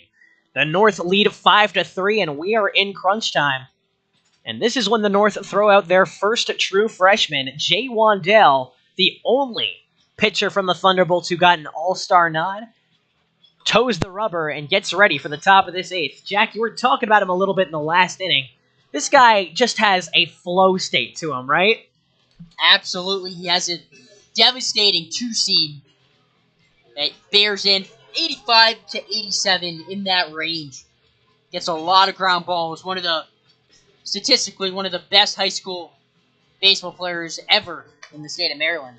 Especially in Montgomery County. It's not just the numbers, but it's the intangibles, the cool-headedness. He comes in clutch situations, and it never seems like any situation bothers him. Hence why he got the nod. And that's what you got to do when you're a rising freshman. Sometimes the moment can be too big for you. Never too big for Jay Wandell.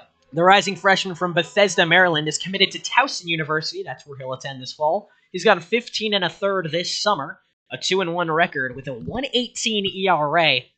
His best outing was a win versus the Braves, and he faces off against the Braves batter to start. Billy Fluharty takes a pitch outside, ball 1. In that game, he went 4 innings, no hits, 3 walks, 3 punch-outs. Not bad for a fresh face. The 1-0 chips the zone, strike 1. He gets 20 inches of horizontal break on that 2-seam. That's an elite pitch, Jish. That's almost 2 feet. How do you even swing at that? 1-1 the count. Outside, ball 2. Fluharty hitting at the top of the order in relief of Tim Nicholson, the center fielder. He's 1 for 1 on the day. sent his first pitch up the middle for a hit. Takes the 2-1 high. It's now ball 3.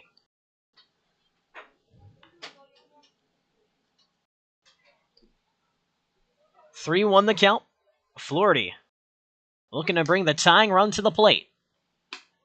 Called strike on the top corner. Strike 2. He's been hitting that outside corner. He really wants to start hitting that inside corner. That's where that two-seam can be the most effective. Full count for Jay Wandell. His brother is an assistant coach with the Thunderbolts as well. Swinging a foul ball. Wandell is pitching to a new catcher as well, Luke Vaughn, the Alabama number 2 behind the plate. Both Big Train catchers are all-stars this year, Jack. The other one being from the Thunderbolts. Only 3 made the roster. Flaherty chops one off the glove of Wandell at the pitcher spot, and it falls in front of Bowman at second. He's safe on the run.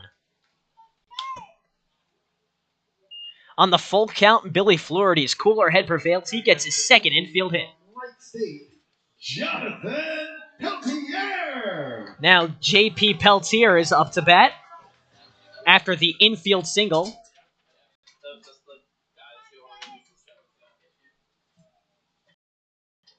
Flaherty, the speed threat, takes a healthy lead at first. Foster stands with the glove out at the first base bag. Doesn't get a throwback from his teammate Wandell. Instead, a foul ball hit by J.P. Peltier, seemingly off his foot. That's a painful one. Just walk it off, champ. Doesn't feel great. Definitely not. Especially in the All-Star game. You don't want to risk any injuries. No, but absolutely not. These are all competitive guys. It doesn't matter if they're just playing in the sandlot or whatever. They will compete as hard as they can. And usually, not always, sometimes it can be serious. Those foul balls off your ankle, the foot, it goes away after a minute or two. 0-1 the count. Peltier looking for a less painful swing. Instead, he takes strike 2. Perfect pitch by Jay Wandell. In and down in the zone, exactly where he wants to locate that two-seamer. 0-2 now. Wandell looks for his first punch-out of the night. The Thunderbolts righty throws back, but nothing doing. Flaherty slides in safely. Still no outs in the top of this 8th. Wandell needs a minute. He steps off.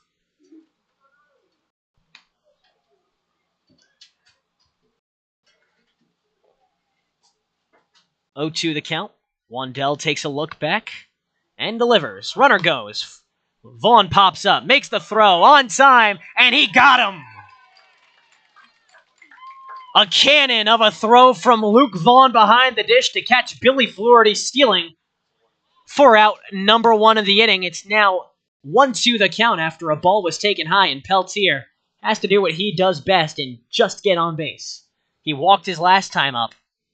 He'll have to do so again with 1 out to bring up the tying run, Carter Grown. 1-2. Too low, ball 2. Peltier went down to 2 strikes with no balls, but has since evened it with a ballerina count. 2-2 on the way next. Off speed, caught him looking. Strike 3. Jay Wandell punches him out of there.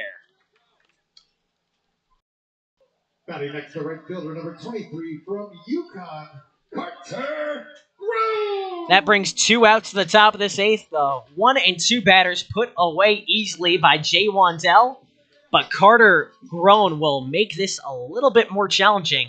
The league's leading home run hitter with 8 homers on the year had a hard hit double his last time up, swung through a slider away for strike 1.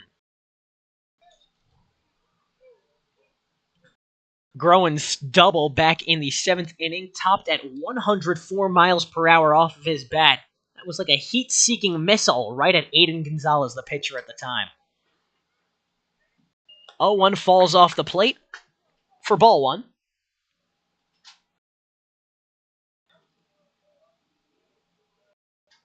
One. Too low, ball 2. Groen pulls ahead. Carter Grown just transferred to UConn this summer after playing last season at Iona College. He's been at points the best hitter on the Senators as he ropes one into the gap in left center, but it's dying quickly and falls for a base hit. Dunyan gave a run for it, but it fell in front of him in right. And Carter Grown gets his second hit of the day in 4 tries. Batting next, number 32 from Nickel State, Jaden Couple of Laura. weak contact hits for the South in this inning. The first one from Billy Flaherty, which was hit right up the middle at Wandell, who just couldn't make a play on it above his head. And that one, a blooper to right. That fell for Carter Grown. Now it's Jaden Colora up to bat. Sent in one off the sacrifice fly his last time up. Takes a fastball at the knees for ball 1 to start off this at-bat.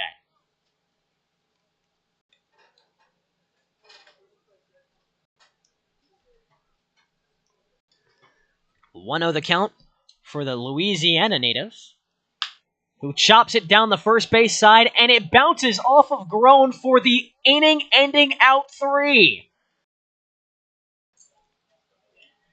In a huge moment of the game, the top of the 8th, where the South trailed by just 2, Jaden Colora beamed the runner at first for an unusual out number 3, but an out 3 nonetheless. The North have a chance to put some insurance runs on the board when we return for the bottom of this 8th. Stay with us here on YouTube at First Responder Field for the All-Star Game. I'm Jish Sokolsky, of course, with Jack Feldman.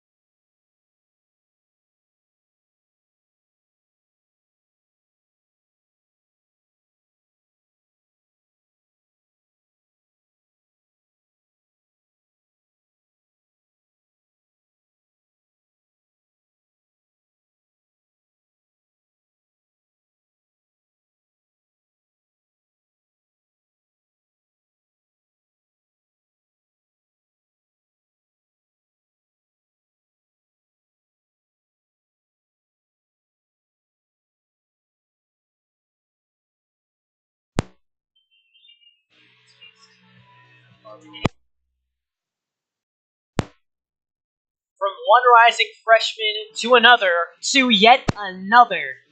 The young talent is out with the senior talent here at First Responder Field for the All-Star Game. Jish Sokolsky, Jack Feldman on the call here. It's Paul Whitcop of the Aces out to throw now for the South.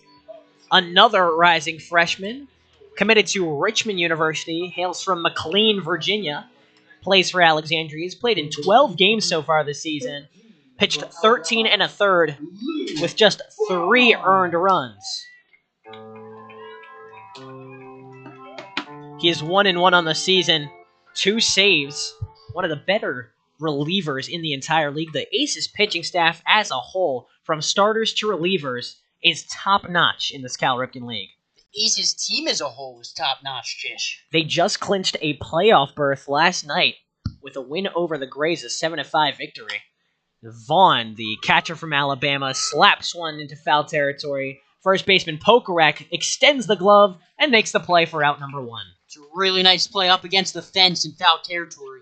Batting next, number 32 from Marymount, Ryan Quadros. So back to the top of the order we go with Ryan Quadros, who jumped on the second pitch he saw for a single. Could not come all the way around to score, though. Was later called out in a fielder's choice. Now with 1 out and bases empty against Paul Whitcop, he takes one low and away for ball 1. We've talked about Kwasny and Hotaling already today, the 2 starters, the main starters for the Aces. But we've seen 2 of their relievers as well, 4 pitchers for the Aces. They're well represented on the bump tonight. Saw Jesse Spector as well earlier this inning, now Paul Whitcop, who's down 2-0 to Quadros. Make that 3-0 with a fastball low and in.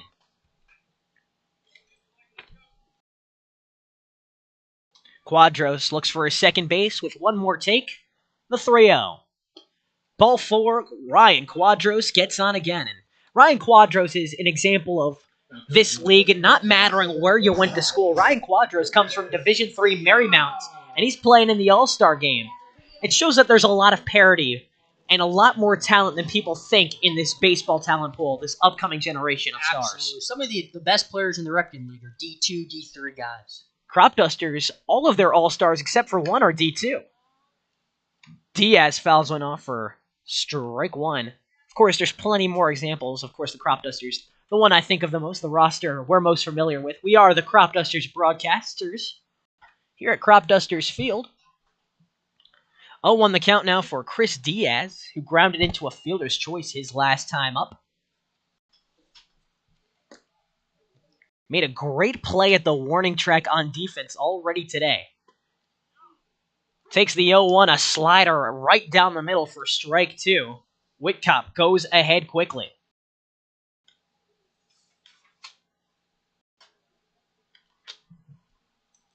To the count. There are some players that have all-star outings in general. A looking strike three for Diaz to put him away for out number 2. Diaz thought it was too low, but instead he's put away on strikes. John Dunyan! I was just about to say Diaz is one of those guys. He went 5 for 5 with 6 RBIs and a 13-6 win over the Aces. Hit a game-winning RBI double not too long ago either in a walk-off big train win. John Dunyan turns on the first pitch he sees and sends it no further than the infield, where the second baseman Laskowski runs over to short and makes the play for out number 3. A 1-2-3 inning from Paul Whitcop to give his bats one more chance in the top of this 9th inning. The North lead the South 5-3, desperately looking to defend their home field. All-Stars 3, the North All-Stars 5. A big save opportunity on the way for the next reliever for the North Division. Please place all your recyclable cans and plastic bottles in the recycling containers and trash. And that will be none other than the Giants' Corey Savedoff. With a name like Savedoff, you'd expect him to hold on to this lead, wouldn't you? What a great name for a pitcher. Savedoff plays for the Giants. He's pitched the fewest amount of innings for North Division All-Stars at just 11 in 10 games played. But his 2 saves are tied for the North Division lead. 5 earned runs in 11 innings gives him a 4.09 ERA with a 1.64 whip, but 19 strikeouts in 11 innings pitched. That's pretty good. Pretty good. He's also a two-way player who plays in the outfield, hailing from Silver Spring, Maryland, home of the Thunderbolts.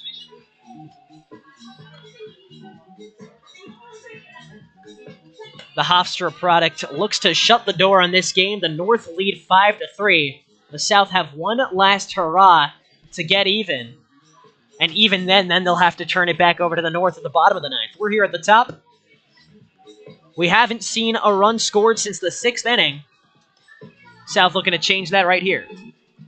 A bloop and a blast.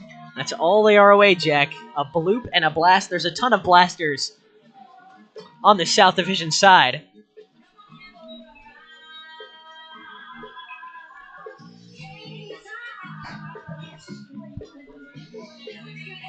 Savedoff is one of those guys who is cool as a cucumber.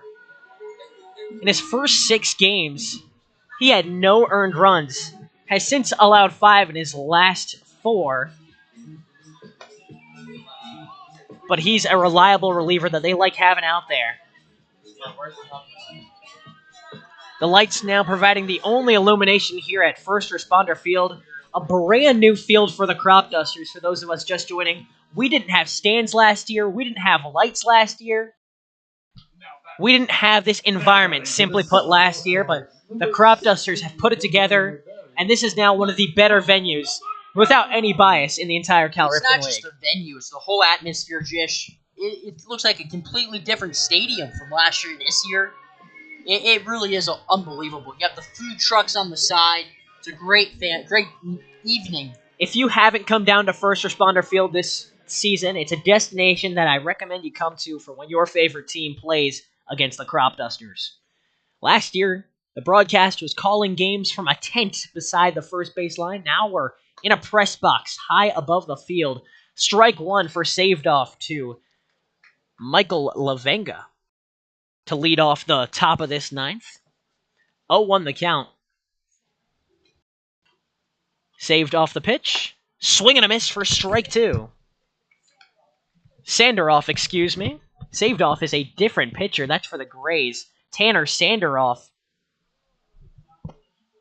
Very similar names. I think they were doing that on purpose, Jack. Two great pitchers as well in the Cal Ripken League.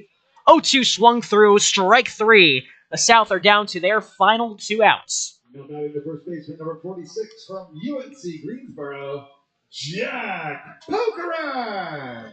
I'd also like to take this time to acknowledge all the other broadcasters in the Cal Ripken League. All of them do phenomenal jobs. If you can't make it to your favorite team's home game, please tune in to the live broadcast in any way, shape, or form that your team may have. They work tirelessly to research these teams, get to know the players, travel all across the states of Maryland and Virginia. Few shouts out to some of the ones that have stuck out to me. I love Quentin Corporell and Phoebe of the Big Train. David Lewis of the Giants as Pokerak slams one into shallow left, where Carter Hines, the shortstop, runs on the grass to give the to bring the South down to their final out. A big shout out as well to all the Cal Ripken interns across the league, operations, broadcasts, writers for the league as well. Everyone works so hard to put this together. It makes the baseball product look seamless as possible. It's a much bigger production than it looks from the outside looking in. Sanderoff looking to end this inning. The first pitch outside for ball one. End this game, too, with 2 outs in the top of the ninth. It's up to Jamie Laskowski, the Braves shortstop, to salvage this game for the South. The 0-1. Ball low for ball 2. As much as we'd love you to tune into all Cropdusters home games and away games on YouTube, we want to acknowledge all the great broadcasters. Some you may see on ESPN someday. 2-0, a swing and a miss for strike one.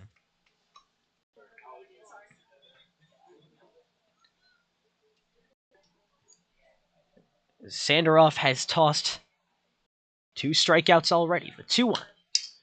Foul backwards. That got lodged in the fence behind home plate. How about that for the All-Star game? I've never seen a baseball get stuck there. That's incredible. 2-2 the count. The South are down to their final strike. 2 outs, none on. The pitch from Sanderoff. Swing and a grounder to first. Foster fields and steps on the bag. That's your ball game. In the 2024 All-Star Game, the North comes out on top 5-3. Jish, I think because it is the All-Star Game, they're going to be playing a bottom of the ninth regardless. Never mind. So it's not quite over yet. The North has sealed it. However, the final score is still in question. Perhaps the North Division can put some even more runs on. But as it stands, the North beats the South. To the bottom of the ninth we go. For the sake of stats, we're playing the bottom of the ninth. Paul Whitcott back out there for the Aces. And why not? Had a very productive first inning pitched. This Aces rotation is so deep. Once you get past Quasny and Hotaling, still Paul Whitcott, they're really primed to make a big run in the playoffs. Whitcott, Spector, 2 more Aces pitchers that made the All-Star team. John Downing as well, Reese Crochet. They came oh so close to winning the title last year. They are in contention for it again this year, the first team from the South to clinch the playoffs. On the other side, the Giants have clinched a playoff spot in the North, looking for their very first division title in franchise history. Bryce Herb, the Cropduster, to lead off in the bottom of the ninth in a game the North have already won. It's 5-3. Bryce Herb looking to Pour it on even more, though, or perhaps maybe just take one for the team for some sportsmanship. First pitch from Whitcup. A called strike, high and in.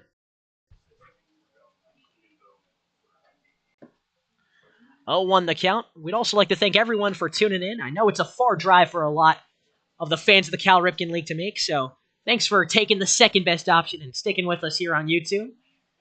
1-1 the count now for Herb. Pitch outside. A slider misses for ball 2. Bryce Herb hitless today. Struck out in his last at-bat. Shippensburg outfielder takes one in for ball 3. He's yet to even swing at one.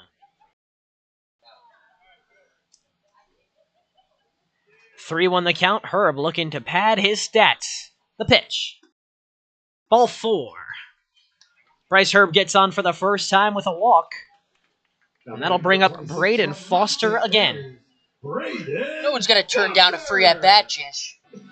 Absolutely not, especially when the game's already in the balance. There's no pressure at all. You can just cruise to first base and settle in. Foster fouls one for strike 1. First pitch he sees, the Thunderbolts first baseman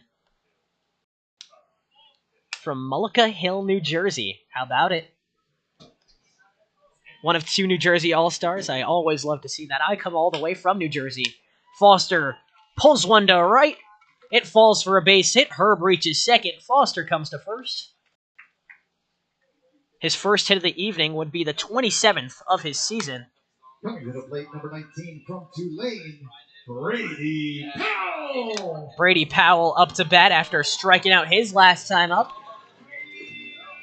Was left frozen. He's got 2 runners on with no outs. He can bring in the 6th run of the day with Herb taking a lead at second and Foster the runner at first. First pitch, low and in, ball 1.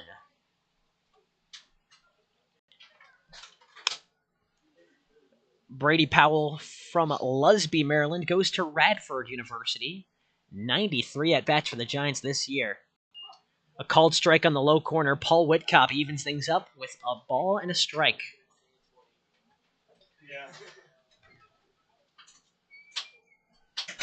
Yeah. 1-1 the count.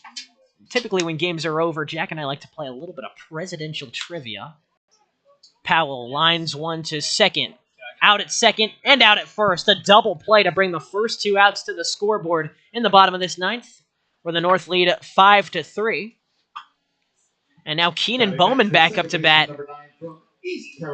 He was the lone home run hitter tonight. Looking for his 2nd hit of the day after lining out his last time up. It's a guy who can have a baseball explode off his bat. First pitch, low and down the middle for strike 1. He's got a lot of power. He uses the entire field. 0-1 the count. Swing and a miss for strike 2. Paul Whitcup 1 strike away from putting this game on ice. Bryce Herb, the Cropduster, is the lone base runner on at third. 0-2 on the way.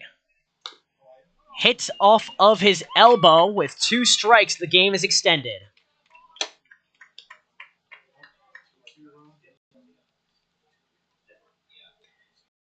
Keenan Bowman takes first. Bryce Herb is at third, and it would be quite the storybook ending if his Shippensburg and Cropduster teammate Carter Hines can bring him in with his 3rd hit of the day. Yes, it will. With 2 outs in the bottom of the 9th, the North have already taken this one 5-3, with a chance of putting on even more.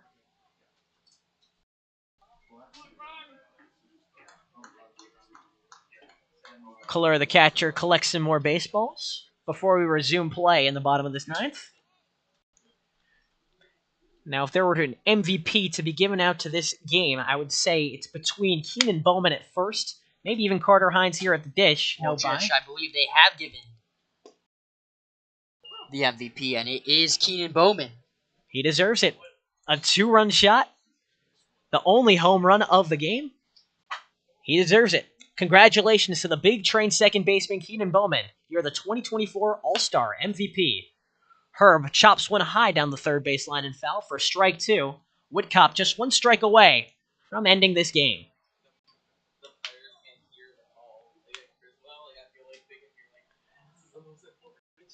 0-2 the count.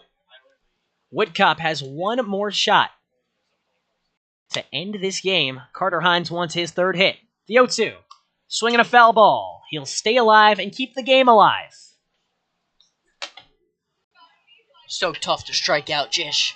He was actually the 13th hardest member of Division II baseball to strike out this past spring.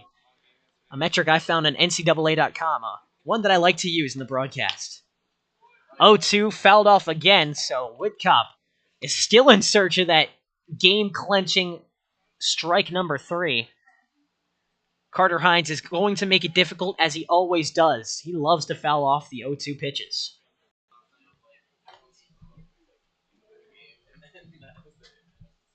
Runners in the corners, 2 outs. 0-2 misses behind Hines for ball 1.